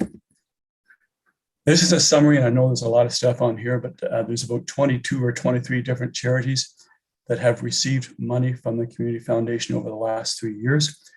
Total disbursements are in excess of $228,000. In addition to that, before the end of this year, we have about approximately another $25,000 to disperse. $4,500 of that will be going out very shortly with our three $1,500 booster grants. But there's about another $20,000 that we have in another fund that is yet to be dispersed before the end of the year. In addition to that, very early in 2022, we will have about another $40,000 for disbursement in the first quarter of next year. So we will, I'm sure, exceed $275,000 in the grants made before the end of next year. So we're starting to have an impact in the community. We have a number of funds to do that. With one exception, these funds are all permanently invested, permanently endowed. We keep the capital, keep the money that we're given. We wait for it to earn something and give it away. Dufferin Emergency Support Fund is one which is not. That money is basically given out on an annual basis for emergencies in the community. And of course, right now, that's all about COVID-19. The Greenwood Family Fund is one that we call a donor advised fund. The family created, instead of creating their own private foundation, set up within the Dufferin Community Foundation and provide advice on its disbursement. Within the last few weeks, we also received a second donor advised fund called the Woodlot Endowed Fund. We'll have to wait until 2023 before there's money to be dispersed from that. But those are two significant donor advised funds. Our Dufferin Vision Fund is for general purposes. We know that the needs of the community change from year to year, and the Dufferin Vision Fund allows the Community Foundation to react to those needs as they change. The next two are what we call field of interest funds, one for the environment, environmental causes, and one for arts, culture, and local heritage. Those are fairly new funds, and we are starting to collect monies in those as well. The last one is a Mulmer Community Fund, the last one which has been created as well. And Mulmer Township approached us a year ago and a little over a year ago with the intention of creating a fund just for activities within the township of Mulmer. So WIT 2 is just about a year old right now. I want to talk to you a little bit more about that concept in terms of Shelburne, because we do believe that there are opportunities for municipal councils here to partner with the Community Foundation. The Community Foundation can hold money that you may get from donors for some of the services that you may provide. It's an arm's length away from the municipality. There's some angst, I'm sure, for people leaving part of their estate to the town when it could go to the Community Foundation. It's not commingled with municipal funds or anything. So we think that municipalities would leverage more and larger gifts if the funds were held separately. A community fund, so a Shelburne Community Fund, for instance, would go to support activities that are not normally funded by the municipal government. So that could be things like programs for children or seniors, arts and culture programs after school, for instance, for children, or active lives for seniors, enhancing your trails system throughout the municipality. Of course, recreation and healthcare can also fall in there. But we think one good opportunity for Shelburne is other activities to help grow a sense of community. Shelburne's a growing community. It's expected it will continue to grow. And we need to integrate the newcomers to our community into the community. We talk a lot about creating a sense of belonging. And that could be things like local festivals that we plan to try to encourage local people to become involved and start to feel part of the town. Those things are all things that could be funded by a local community fund. We follow the Grey Bruce model. The Grey Bruce Community Foundation serves a wide geographic area. It covers towns like Markdale, Meaford, Owen Sound, Wyerton, Kincardine, Salo Beach, and so on. Each of those smaller communities within that larger area have their own community fund.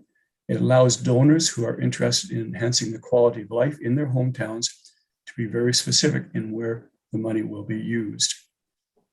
So the Mulmer Community Fund was the first that's been created in Dufferin. We do hope that there are other municipalities that will create similar funds. We think there's an opportunity, especially for bequests and memorial donations to come in from people who don't have a specific charity in mind, but want to be able to do something for their community, the community they've grown up or grown to love. Corporate donations and individual donations, of course, could also be parts of this. Donations of sufficient size can be individually recognized. If we have a company that wants to donate $25,000 to the Shelburne Community Fund, they would certainly be recognized in all the literature that we do. Community funds will have a community-appointed advisory committee. This is where the town council would have a role in creating an advisory committee that will provide advice on the granting of grants from the community fund once it reaches the size that we can make grants. They can also help with the promotions of it, of course. The fund has to be of a sufficient size to make grants have some impact. So typically we're looking at least $20,000 in the fund before grants come out of it. At 5% earnings, that's about $1,000 a year. that we could grant. So we typically don't do grants before we get to those size. Lots of details that we worked out in agreement between town staff, yourselves, before we set up a fund. But we do think there's a lot of potential there for you. Just to reiterate the overall Community Foundation goals, we set a goal a year ago of having $10 million invested over 10 years at a fairly modest rate of return of 4%. That would generate over $400,000 annually to charities within Dufferin. And that's not just 1 year, that's every year. The CRA, the Canada Revenue Agency, does mandate that we give away a minimum of 3.5% annually. We would like to target closer to 5%, but we need to be a little bit cautious in our forecast as well. I'm also very pleased to tell you tonight that as of now, we have over $1 million in our endowed funds. And that, remember, after only 3 years of working on this. So we're well on our way to having 10 million in 10 years. So what do we ask of you? Well, we do hope that you'll consider creating a Shelburne Community Fund. If you're so inclined, you could pass a motion of intent to work with us to set up a Shelburne Community Fund, and we would start that process now. We know that the town of Shelburne has always been very supportive of the Community Foundation. You were one of the first to step up, and you are a Founders Circle member, and that you were an early contributor to us to help us get it off the ground. You can continue that support by referring, of course, potential donors. We always like to talk to people that have money, but we need people with skills, people to sit on our committees and to sit on our board. So always happy to take any referrals that you have in those areas. And now, if time permits, Your Worship, I am happy to take a few questions. Great, thanks, Gord. And I'll stop sharing my screen here. If you could, and then I can see everybody, that'd be great. There we go. Excellent, thank you. Well, first of all, Michelle, congratulations on your new appointment. Glad to see you there. Thank you very much. Look forward to working with you in the future. Gord, before I open it up, just one question. In terms of the community specific fund, just so I'm clear, that the concept is that Shelburne fund would be funded through private donations, right? Like the intention is we're not funding that through public dollars. That is correct. That is correct. Bringing other dollars to it. Having said that, it takes a little bit of money to open the fund. With Mulmer, for instance, Mulmer put the first $1,000 in, so it officially signed the deal, created the fund, and then from there on, we solicit donations from the community. That is correct. It's meant to be a vehicle to allow individuals or businesses, corporations in your community to show their support for community initiatives by donating to this fund. Yes, it's not meant to come from taxpayers at all. Okay. Questions for Gord or Michelle? Okay. I know I talked to you last year as well, so maybe answered all your questions. Just going to say that it's often the sign of a good report. I see that Denise has come online there. I was going to ask you, Denise, I mean, is that something we can look into a little bit further to get some details and perhaps discuss at a future meeting? Certainly, Mayor Mills, myself and Gordon met, I don't know, 3 weeks ago or so, 4 weeks ago, just to review the concept of what Mulmer had initiated and just to understand what the growth has been in the foundation and how potentially Shelburne could benefit from such an approach as well. So Gordon and I can certainly meet again, and pleasure to meet you, Michelle, just to talk about how it works. I mean, my background, again, I'm fairly familiar with community foundations and their structures and how beneficial they can be to supporting local initiatives with major donors that would like to see in perpetuity their investments pay. So, I mean, if you want to reconnect, we can certainly, the three of us, look at timing something more comprehensive back to council, either Yes. in December or maybe early 2022? Absolutely. I can bring some samples that have been used in other communities, and we can use some of that as some template for developing a Shelburne-specific one. Absolutely.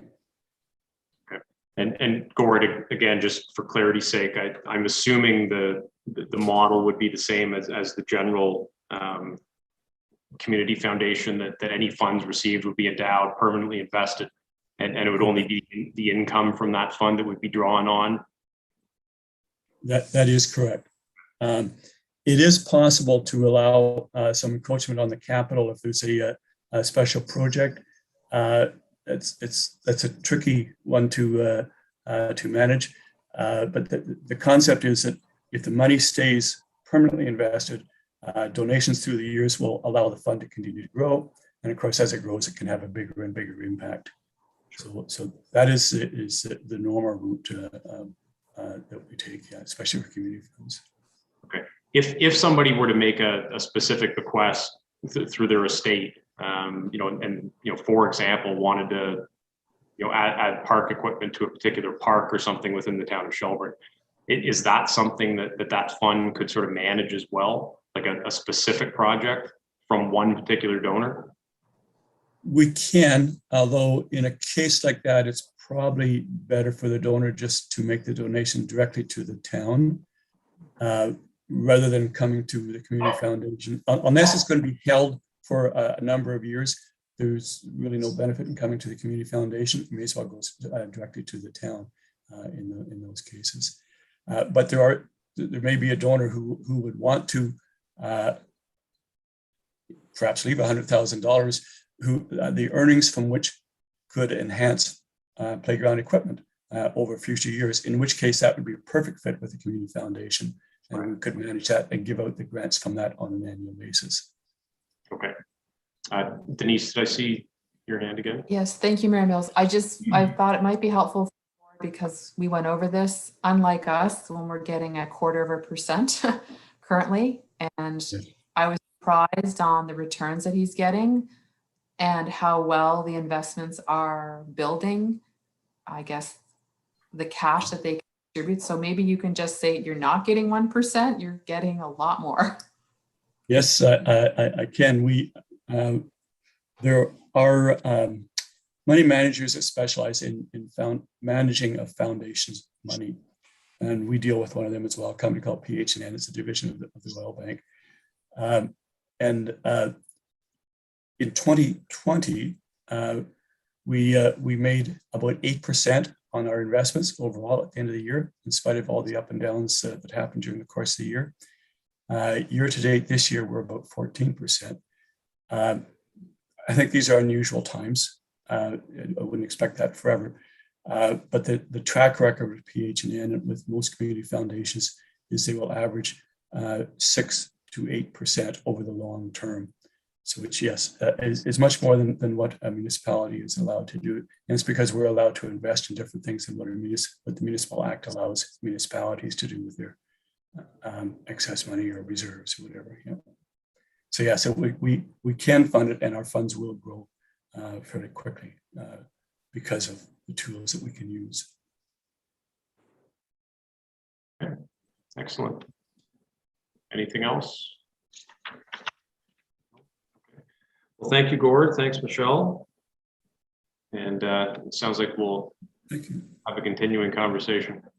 Okay, I will set something up with Denise in the coming days, and we'll start something from there. I look forward to having something back to perhaps early in the new year then. Excellent. Thank you for having us. Thank you. Thank you. All right, can I get a motion to receive the presentation as presented? Moved by Councillor Hall, seconded by Councillor Fegan. All in favor? That's carried. Okay. Thanks, guys. Thank you. Have a good night. You have a good night too. Okay, any council inquiries for this evening? Councillor Fegan. Thank you, Mayor Mills. Yeah, just a quick question. Maybe Denise or Jennifer can jump in and answer this question. I mean, I'll go down the route of making a motion if that's what we need to do. But in regards to Saturday, we had the celebration for the celebration, well, the event for Every Child Matters. We did have the march that came down to the flagpole. And Councillor Wagner was kind enough to make sure that there was the split, the 8.5:11 sheet with the QR codes hung on the flagpole. I'm just wondering, is there a possibility that we could look into a cheap display, kind of like what we have out front of Town Hall, like a bulletin board of some sort that we could put by the flag, that when we're flying something like that Every Child Matters flag, we've got a place that we can put in some kind of a bulletin very easily.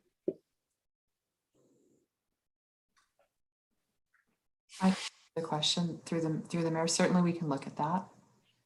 Is that something that we have to go through a motion, or is it something we can just have you No, guys? it would be just part of our communication strategies to share information on an event in the background through a QR code.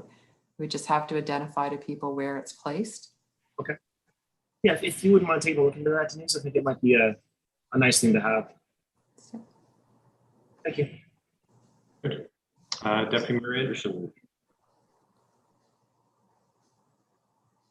Yeah, thank you. Let me just pick up off of what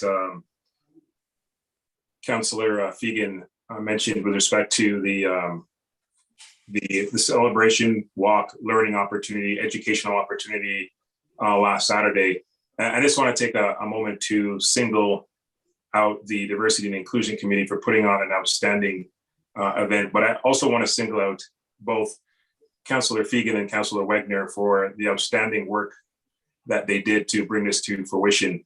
There were a lot of hands that were certainly involved in making this happen successfully, but there's no question that these two really took a leadership role in making sure that things went smoothly. So I just want to thank them for that. So that's number one. Number two is I wanted to inquire, this inquiry is actually triggered by an event that I also attended before that event, and this was in Dundalk, where I had an opportunity to see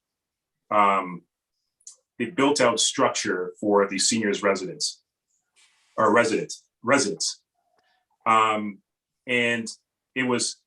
I was excited to see it, but I was also sad to learn that there were a number of individuals from Shelburne that were present for the ceremony.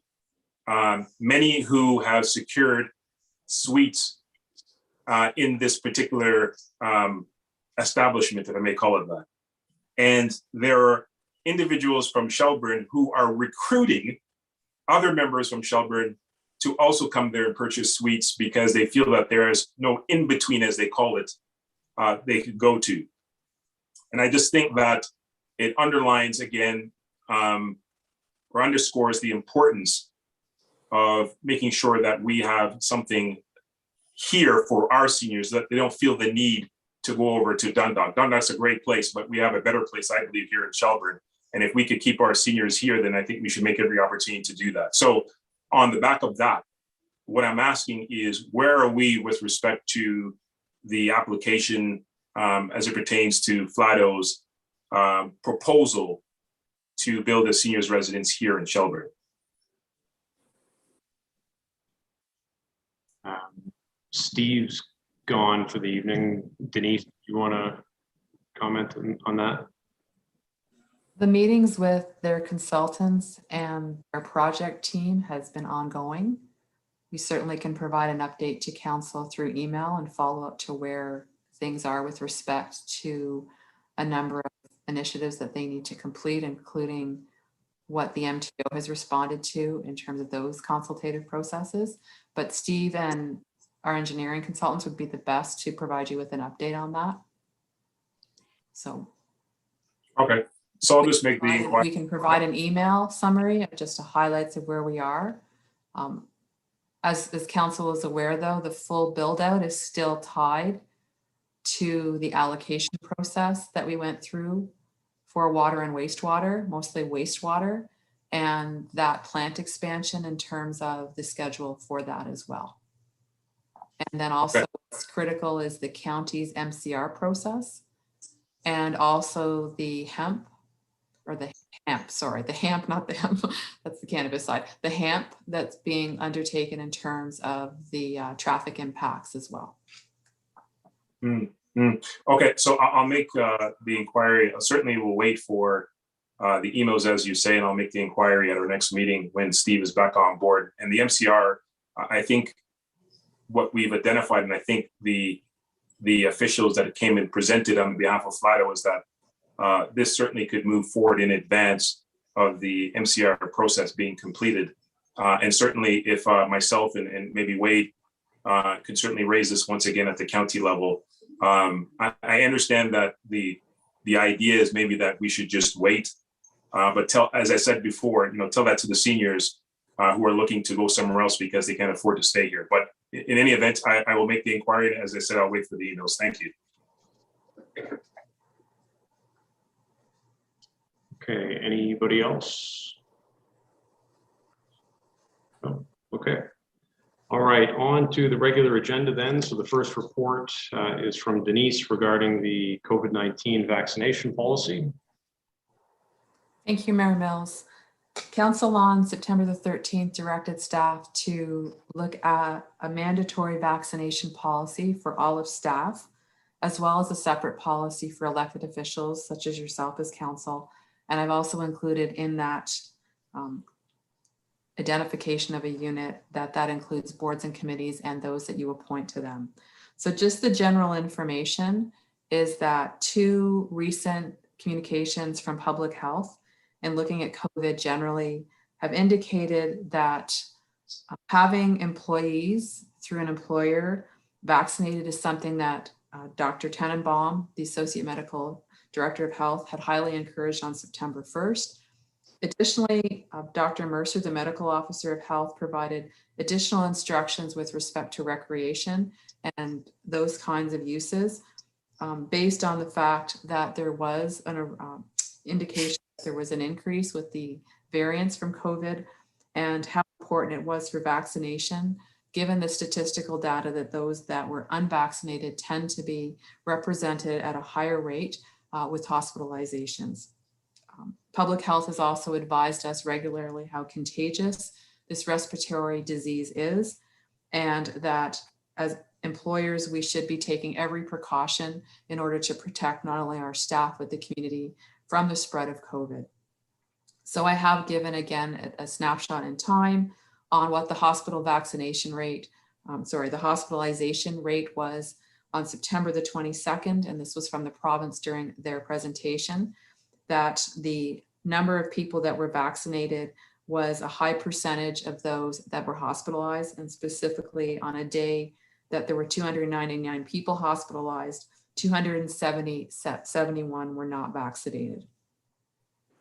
The approach that we're taking with our policy is that of Dufferin County. At the time of completing this report for posting, we had not received their policy. We have not as the time of this meeting and expect it potentially this week, early this week. And like other municipalities that are in the lower tier of Dufferin County, the expectation is that we would base our policy on the guidelines and the policy they implement. Their policy was provided through the CAO's report for Dufferin County on September the 9th. And they base that on utilizing consultative processes with Wellington, Dufferin, Guelph Public Health. They've also undertaken significant legal review in the development of their policy. And their 4 bullets are itemized under the, I will read them, that it's based on proof of vaccination or proof of medical exemption being provided by November 1st. And those 2 exemptions usually fall into 2 main categories: a medical exemption or an exemption under the Ontario Human Rights Code. That those staff that do not provide proof of vaccination or alternatively refuse to identify their status of vaccination would be required to attend an education session or sessions, as well as undergo regular testing.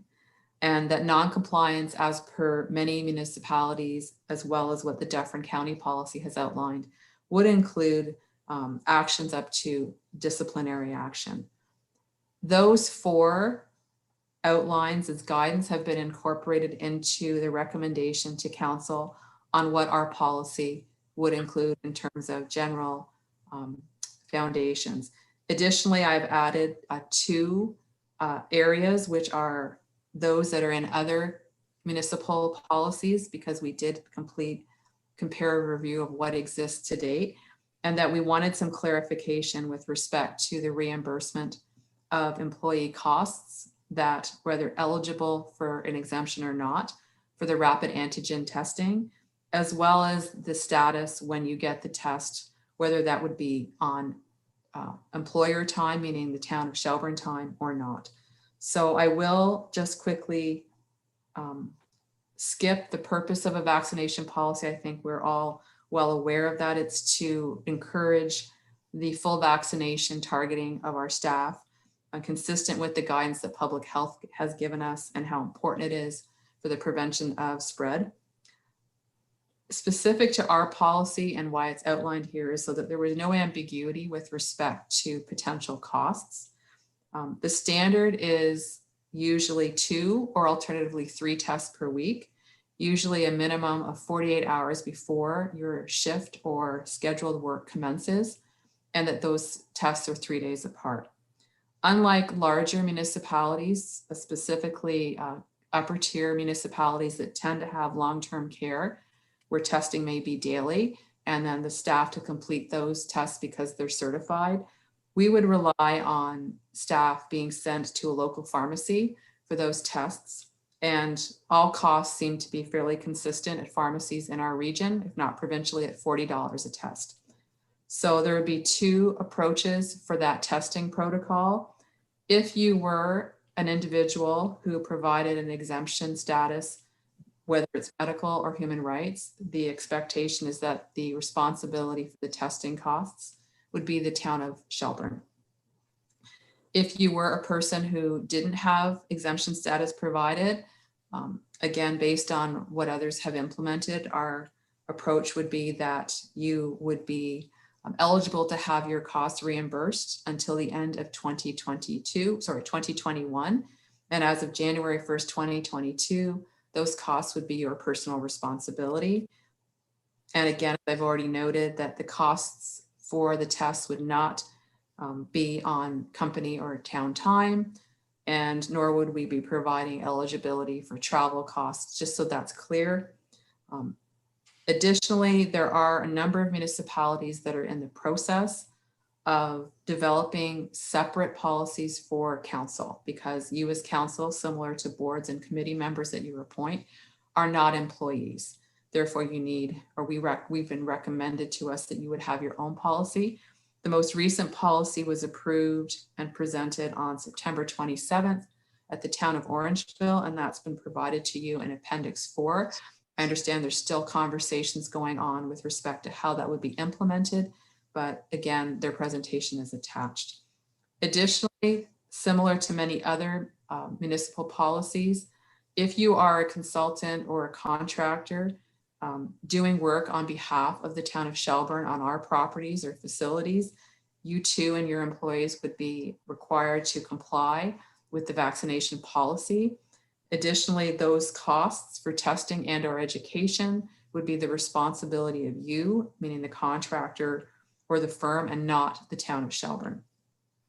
So with respect to the estimated financial impacts for testing, we certainly are unaware until we complete review with our staff, how many staff may be unvaccinated. So a number of scenarios have been looked at. And if it was 1 person for 52 weeks, it's 4,160.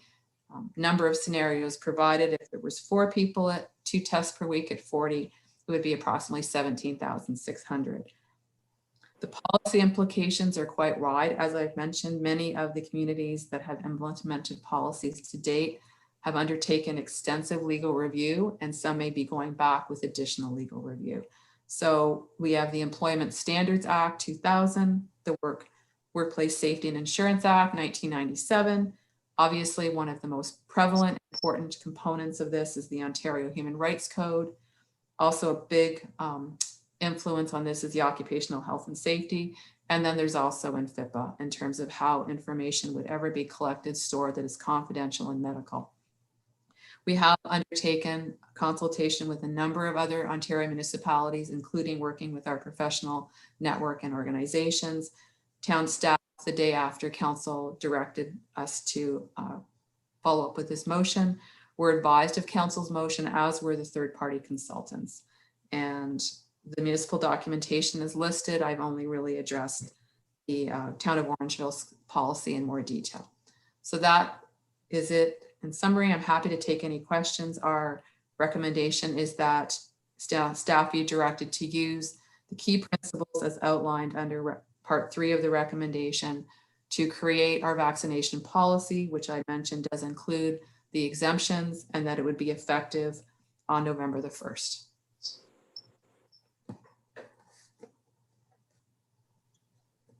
Just one question, Denise. Is there an intention to bring back the draft for final approval here, or just to give you as staff sort of the authority to implement that based on these key principles?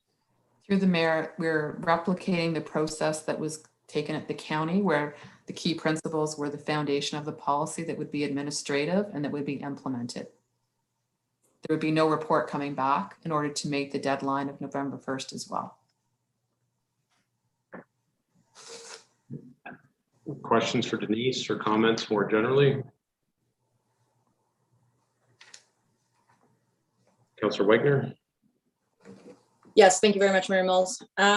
So obviously, I won't be speaking the popular, side of this, I guess you could say. So my question is sort of more with regarding the testing. I assume it's going to, or that it is recommended that we only test those that are not vaccinated. I ask this because it is common knowledge presented by health officials that the vaccine does not provide 100% efficacy in preventing the individual from contracting COVID and spreading COVID. This could then present an issue where a vaccinated individual is indeed infected. However, due to the efficiency of the vaccine and its mandate, which is to lessen symptoms for the vaccinated individual, that this individual is now potentially asymptomatic and could inadvertently spread COVID to others. So my point to my question is, should we not be looking at potentially testing all of those who are working in close proximity to each other? Now, I know that you may not be able to answer this because we're not medical professionals here, but maybe this is something that town staff can follow up with public health and their recommendation. I know that the CDRC over the summer were providing testing for all of their staff, regardless whether they were vaccinated or not, because of working in close proximity to each other, and the potential that a fully vaccinated person could still spread COVID. So that's just my question regarding testing.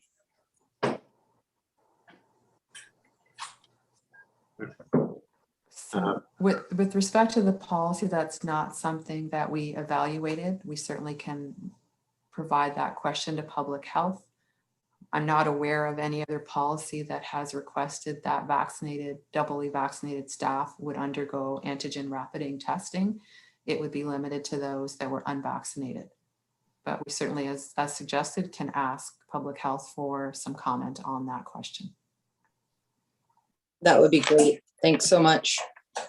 I guess also from your report, it did speak a little bit to some of the areas that you will be addressing as well with regards to, I guess you could say, sort of the legalities of this. I'm not a lawyer, but I'm just wondering, with implementing such a policy, because as far as I know from my research, it has been recommended or, strongly suggested that municipalities and businesses develop a vaccine policy.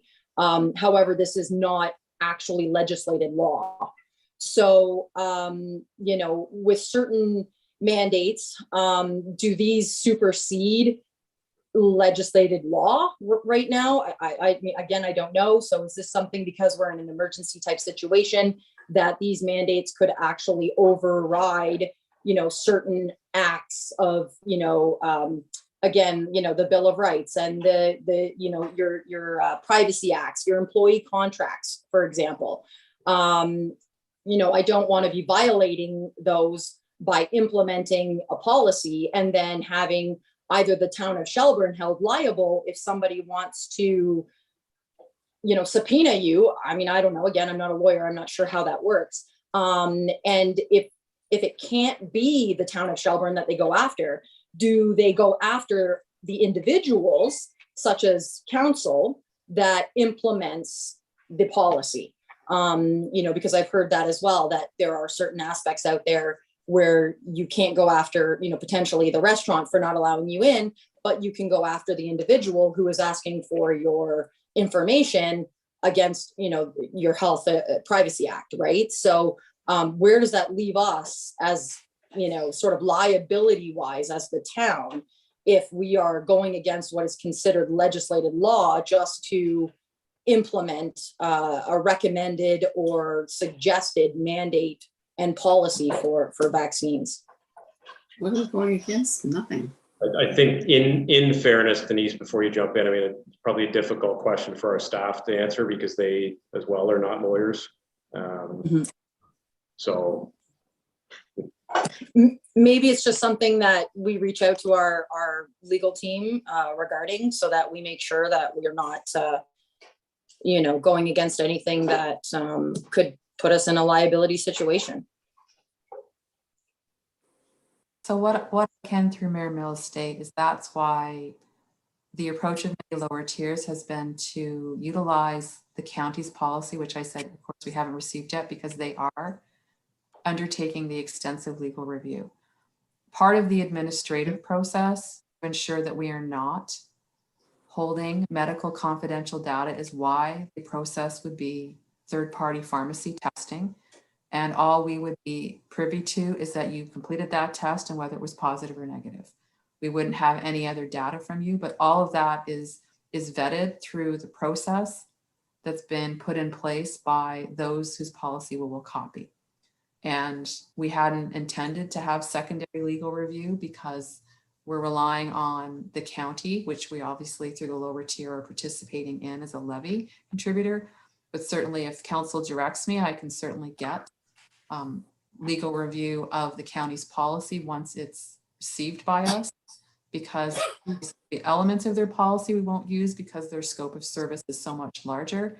But the core foundation, and again, why those principles were listed, and then why I also added to reduce the ambiguity on how we would manage the testing and how the testing would be compensated, as well as the protocol for when the testing would be done, was part and parcel of the principles.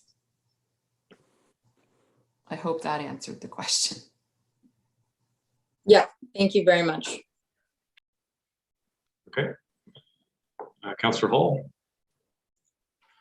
Again, just for staff and to further clarify. So with regards to this, we're clearly stating that this is a COVID vaccination policy. It's not supplanting your current COVID deterrent actions, correct? It's a COVID vaccination policy, and it also would be in for the duration of how the pandemic is, I guess, played out. I've written in the report that there's no right now sunset clause on this, so it almost would be continued until guidance was provided to us that the pandemic was over. So basically your cleaning activity, your social distancing requirements within the office space. I apologize, I misunderstood. None of, all of those requirements remain in place. So there'll still be the requirement for masks until public health requires that in an indoor environment to not be. So if you are not in your own office with the door closed and you're not 6 feet apart, masks are still required. The sanitization protocols will all be in place. The screening questions will remain. The check-in that we do as staff every day, where we self-screen and we have to check off, you know, a whole series of questions in order to be admitted. The time in, the time out, all of those protocols are part of our safety plan and will continue until we are advised that they're no longer required. Thank you. Okay. Anybody else? So just to be clear, again, Denise, the recommendation here is essentially to adopt these principles, adopt the premise that we will essentially mirror the county's policy when that one is fully developed, and that council will not have to give any further adoption to that staff policy going forward. The policy relating to elected officials and or committee appointed members, will that come at a later date then? Yes, that will come back to you. I've estimated that would come back on November the 18th. If we have enough samples of other reports or policies, there are not that many that we're currently aware of. We might be able to expedite it, or I can. Right now, the most, I guess, comprehensive one that we've seen is Orangeville's. Theirs did include boards and committees, as many members of council may be aware, and they have outlined that those persons that don't meet the requirements of the policy would no longer be appointed to those boards and committees, I believe in early December. We certainly just need to go through that.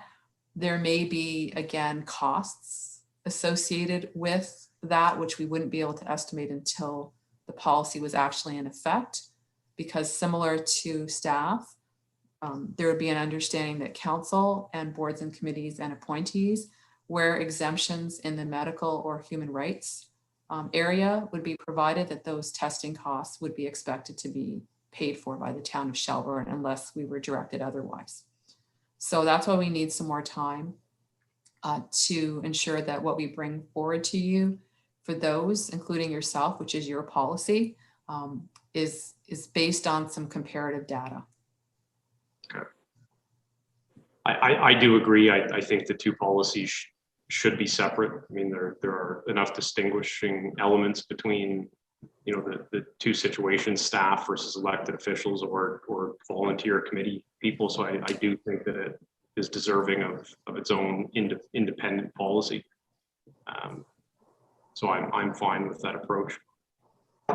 Any further comments? Okay. Do I have a mover and seconder for the recommendation? Moved by Councillor Bernardo, seconded by Deputy Mayor Anderson.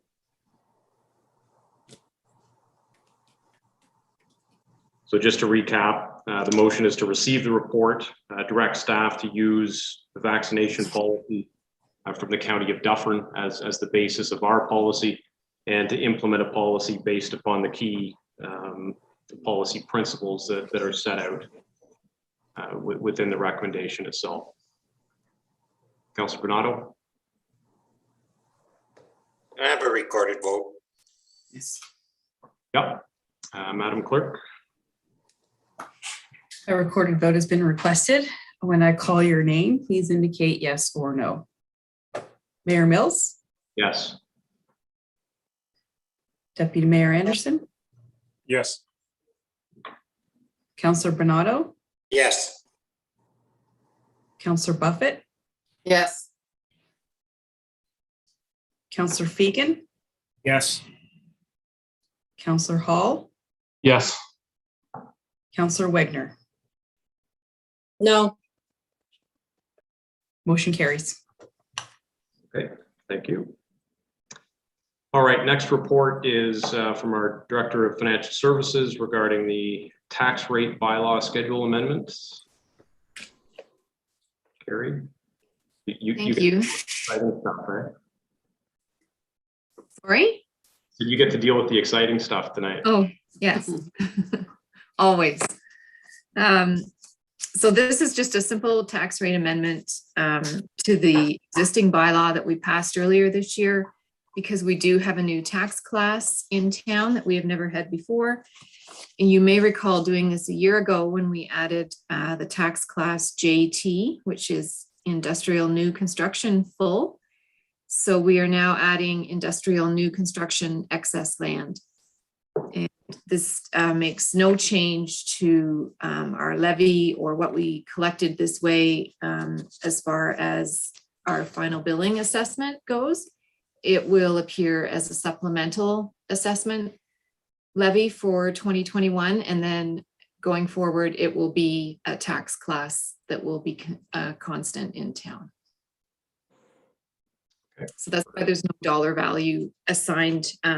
There's no assessment or dollar value assigned to the line in the schedule. Okay, are there any questions for Carrie on that? No. Okay, so the recommendation reads as follows: be it resolved, the council receives staff 2021-10 with respect to amending the 2021 tax rate schedule, and that leave be given for the reading and enacting of bylaw number 60-2021, being a bylaw to amend Schedule A to bylaw number 27-2021. Get a mover and seconder for that. Councillor Hall, seconded by Councillor Bonato. All in favor? Carried. Okay. Carrie, do you want to talk about the next one as well? Sure, thank you.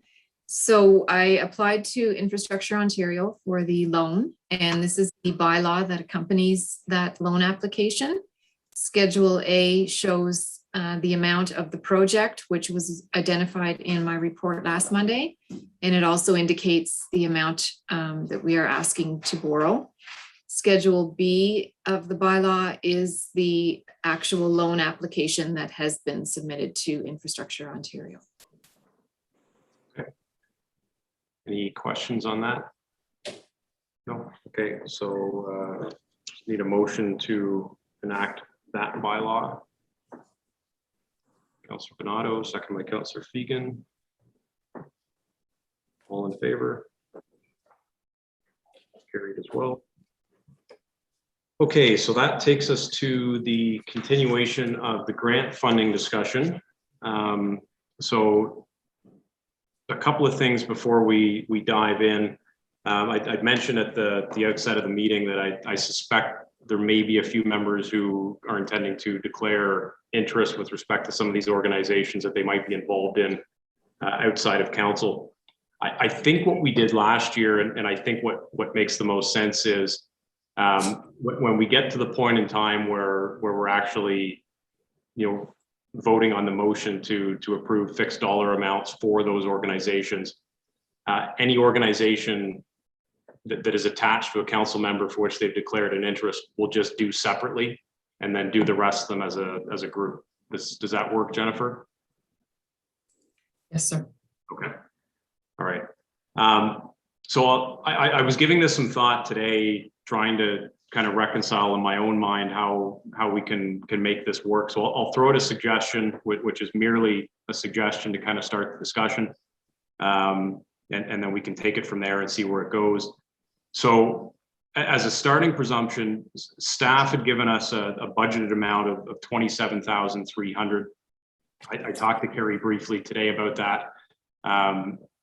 Just to be clear for any members of the public watching, that wasn't a number that the council had directed. That was sort of a recommendation that staff had made. But certainly it's at our discretion to, stray from that number either up or down if we see fit. For me personally, I was having a bit of a difficult time staying within that number, considering the fact that we had 3 brand new organizations this year requesting money who haven't requested in the past, and that those requests in and of themselves total 20,000. So what I did as sort of an exercise to go through this, I took the organizations that we have funded in years past and sort of assumed that we would give them the same amount that we'd given them in previous years. So using that as the base presumption, that was everybody with the exception of Choices Youth Shelter, which is a new applicant this year, the Shelburne Multicultural Event, okay, which hadn't received money last year as well, and Streams Community Hub. So taking those 3 out of the equation, initially, we are looking at a total of 24,800. Okay. Then what I did was sort of look at those 3 new requests on their individual merits. I looked at Choice's youth shelter. And in my estimation, I personally didn't feel all that comfortable giving money from the town's perspective to that organization for a couple of reasons. One is I think they received money from other sources. We saw tonight they were one of the beneficiaries on the list of the community foundation. I know there's an application into the Dufferin community grant funding process for this shelter. And I think that tends to make more sense for a shelter that's not physically situated within the town of Shelburne. I have a bit of a hard time rationalizing the fact that we would directly donate Shelburne tax dollars to a shelter not located within the town of Shelburne. I think there are other funding sources that make more sense for that organization. So in my exercise, I didn't assign any money to Choices. Shelburne Multicultural Event asked for $5,000. And again, through my exercise, I had assigned 3,000 to that one. And Streams Community Hub had asked for 10. And what I assigned there was 7. So that takes us to 34,800, I think, right? Is that right, Carrie? I think I'm on track so far. And then what I would suggest on top of that is that we look at doing what we've done in years past, and that is establish a bit of a reserve to set aside to deal with any late requests or mid-year requests that come in. They tend to always happen, whether it's something that crops up mid-year that an organization didn't anticipate, or a new event is established and they fall outside of our normal timelines. So what I suggested there was to set aside an additional $2,500 as sort of a reserve account to leave available for those one-off requests throughout the year.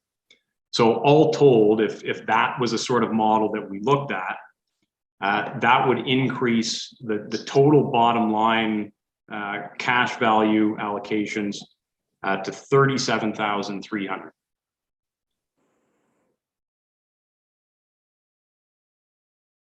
So I vetted that through Carrie today, who offered a bit of cautionary advice to say, obviously it's at council's discretion, but this exercise is taking place outside of the context of the larger budget discussions, which we'll get into in the next little while.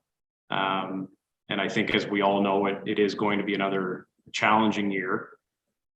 So I think we just have to be mindful of that fact as well, and not, allocate too much money in one area before we get through the rest of the budget discussion. So with that, that's sort of my stab at it, to try to come up with something that I thought was equitable. But as I say, it's merely one suggestion, and I open that up to discussion at this point. Deputy Mayor Anderson. First of all, I can see you're spending your time well. So I agree with the approach that you've taken. And I appreciate the cautionary tale with respect to being mindful of budgets. But at the same time, we have to be careful not to nickel and dime or pinch the beef off the penny when it comes to our organizations that are doing tremendous work in our community. Many of the work that these organizations are doing, the town of Shelburne and the county as a whole is benefiting tremendously. And if we were to undertake to do many of these activities, which I'm sure we're not going to, there would be a significant cost to it. And I can't help but think, this may not be a fair comparison, but I'm just going to say it anyways. We talk about whether we should be giving an additional $1,000 or $2,000 to these community organizations that are stalwarts in our community. And then on the flip side, we have no problem approving expenditures that exceed projected or established budgets in the millions. And so I don't know. It just rubs me the wrong way that it appears that we may be thinking of maybe shortchanging potentially some of our organizations that, again, I believe are doing great work in our communities. So those are my comments. But with respect to the recommendation or the suggestions that you put out, I think it's good.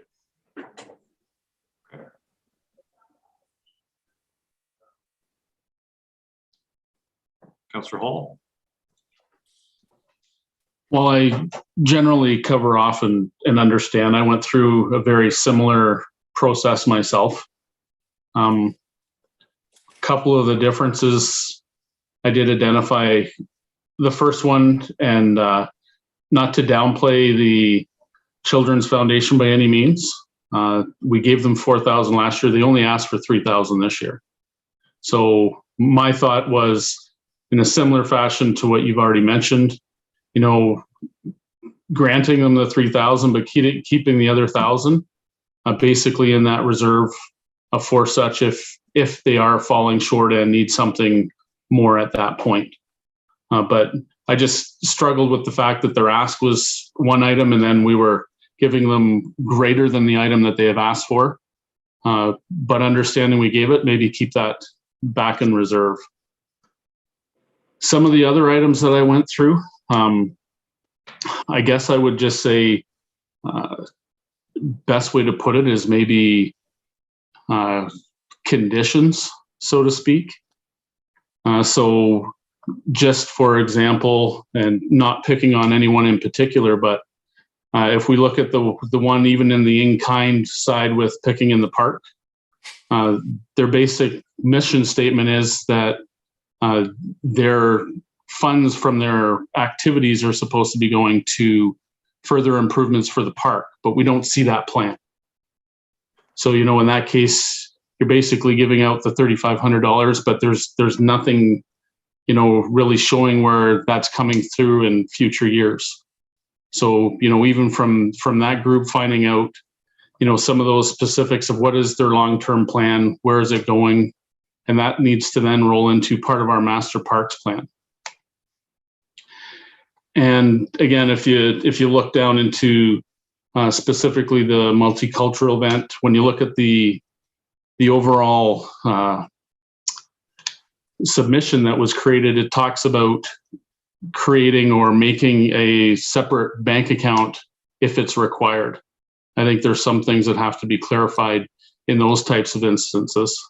Not that we're necessarily reducing things, but we need to make certain that, you know, these event sides, there's two separate sides, not a personal side, but an event side. But other than that, I basically came to very similar decision bases as what you've come up with. So in terms of the total dollar amount that I threw out, I mean, is that something you? Yeah, we're probably within, like I said, we're probably about $1,000 off in the sense that I was putting $1,000 more towards, you know, holding it in the reserve from what the food bank, or not the food bank, but the children's breakfast item was. So that was maybe where the difference sat. But, you know, I think I clearly understand. And like I said, I just think there's maybe a few items that conditions can be placed on so that, you know, we get a better feel moving forward. Carrie, did I see your hand? Yes, thank you. I just want to clarify. So for the Children's Foundation, I know at the beginning, Mr. Mayor, you mentioned that everyone would get what they got last year, but I think what you meant was that they would get what they applied for. Okay, what they applied for, yeah, sorry. Right. So yeah, so they would be eligible for $3,000 this year. Yeah. Okay. I just wanted to clarify that. And with respect to the bank account, Councillor Hall, the multicultural event has applied before, and the reason they were turned down at that time was because they did not have a bank account or budget or financials provided. So this time they have because this is, I think, their third year running, they have provided a budget and financials. And before any money would be given out, it would be required that they have a bank account in that name, because individuals, like, I cannot cut a check to an individual. So all grant applications are only made payable to an organization. I just wanted to, again, as part of a condition for, that proceeding, there would have to be those proper steps taken. Yes, for sure. That's something, Carrie, that's contained in our policy as well too, right? So correct. So I don't think we have to include that in any resolution. I think that's a given, just by the virtue of the fact that it's in the policy already. So, okay. Anybody else? Anybody have a sharper pencil than I did?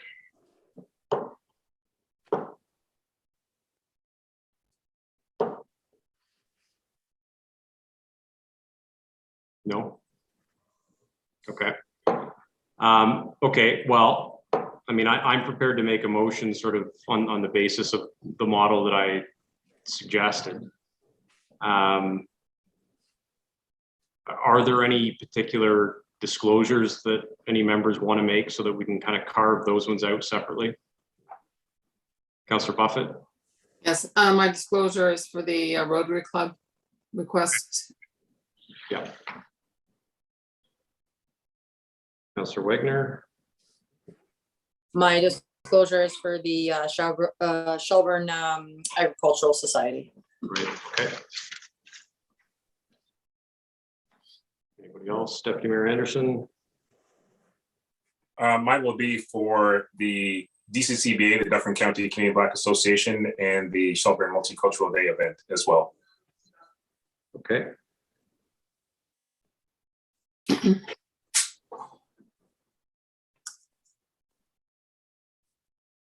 Okay, anybody else?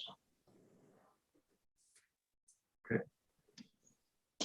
All right, so why don't we start with those ones first, and then we can do sort of a catch-all for the rest.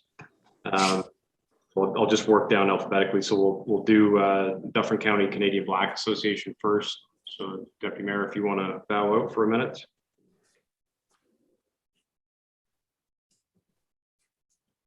Okay, so I'm prepared to make a motion that we grant the funding request of $5,000 to the DCCBA. For a seconder for that, Councillor Hall.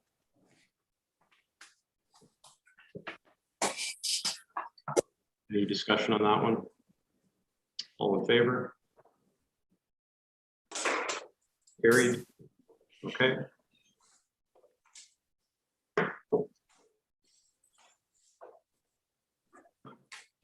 Text to Deputy Mayor.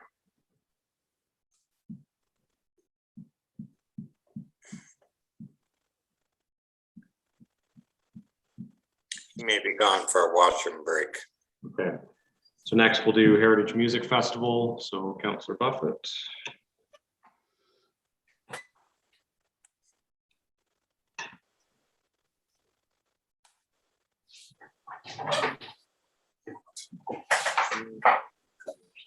And I'm happy to move that we grant the funding request of $5,000 in cash value plus $5,000 as an estimated in-kind value.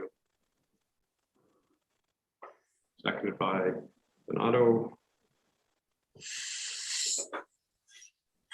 Harry or Jennifer, do you want us to include the in-kind in the motion? Yeah, okay. All right. Okay, any discussion on that one? All in favor? Carried. Okay. I'll bring Linda back in. Okay.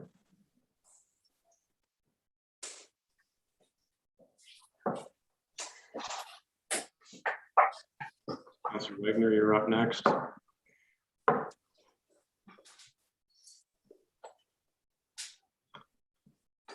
right. Again, I'll move that we award $1,000 as requested to the Shelburne and District Agricultural Society. Seconded by Councillor Fegan. I'm just reminded on this one, Carrie, you said that this was the one where the $1,000 that we had allocated last year had not been paid out. And I believe Sue's answer to my question was that they had sort of factored that into the budget. So I guess for clarity's sake, I would add that we also released to them the amount that was awarded last year as part of the 2021 grant process. Are you okay with that, Councillor Fegan?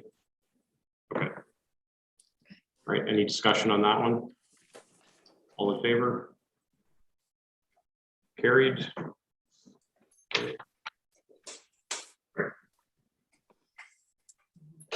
Are you able to sort of control that, Jennifer? Okay. There we go. Yes. Yes. And Deputy Mayor, once more.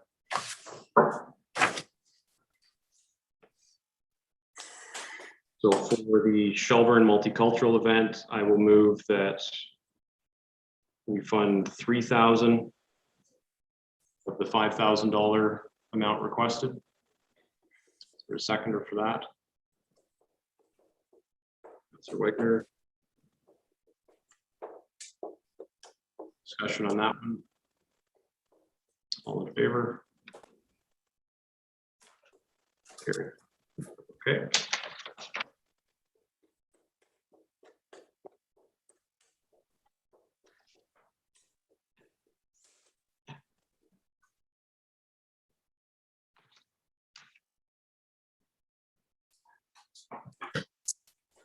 Maybe this time he has stepped away for a minute. All right. I'll try to piece something together here and see if it makes sense then. So be it resolved, the council awards the following amounts with respect to the 2022 community grant applications. $3,000 to the Children's Foundation of Guelph and Wellington Food and Friends Program. $2,000 to Get Outreach Works. A $5,000 estimated in-kind contribution to Haunt in the Park. A $3,500 estimated in-kind value contribution to Pickin' in the Park. $800 to the Shelburne and District Horticultural Society. $2,500 to the Shelburne Christmas Hampers. $2,500 to the Shelburne Community Welcome. $3,000 to Shepherd's Covered Food Bank Shelburne. And $7,000 to Streams Community Hub. And further, that an additional $2,500 be set aside in a grant reserve for a total of $37,300 of cash value contributions. Does that work? Okay. All right, so I'll move that again. Councilor Bernardo, is that the second? Okay. Seconded by Bernardo. Any discussion on that? All in favor? That's carried. Okay, excellent.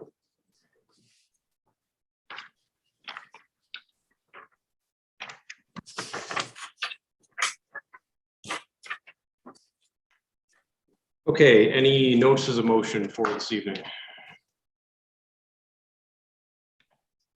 No. Okay, on to communications. Are there any items there that anybody wants to deal with independently?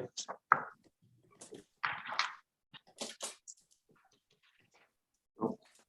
Okay, can I get a motion then to receive the items listed under communications? Councillor Buffett, seconded by Councillor Fegan. All in favor? Carried. And mover and seconder for confirming bylaw. Councillor Hall, seconded by Councillor Bernardo. All in favor? Carried, and a motion to adjourn. Councillor Hall, seconded by Councillor Bernardo.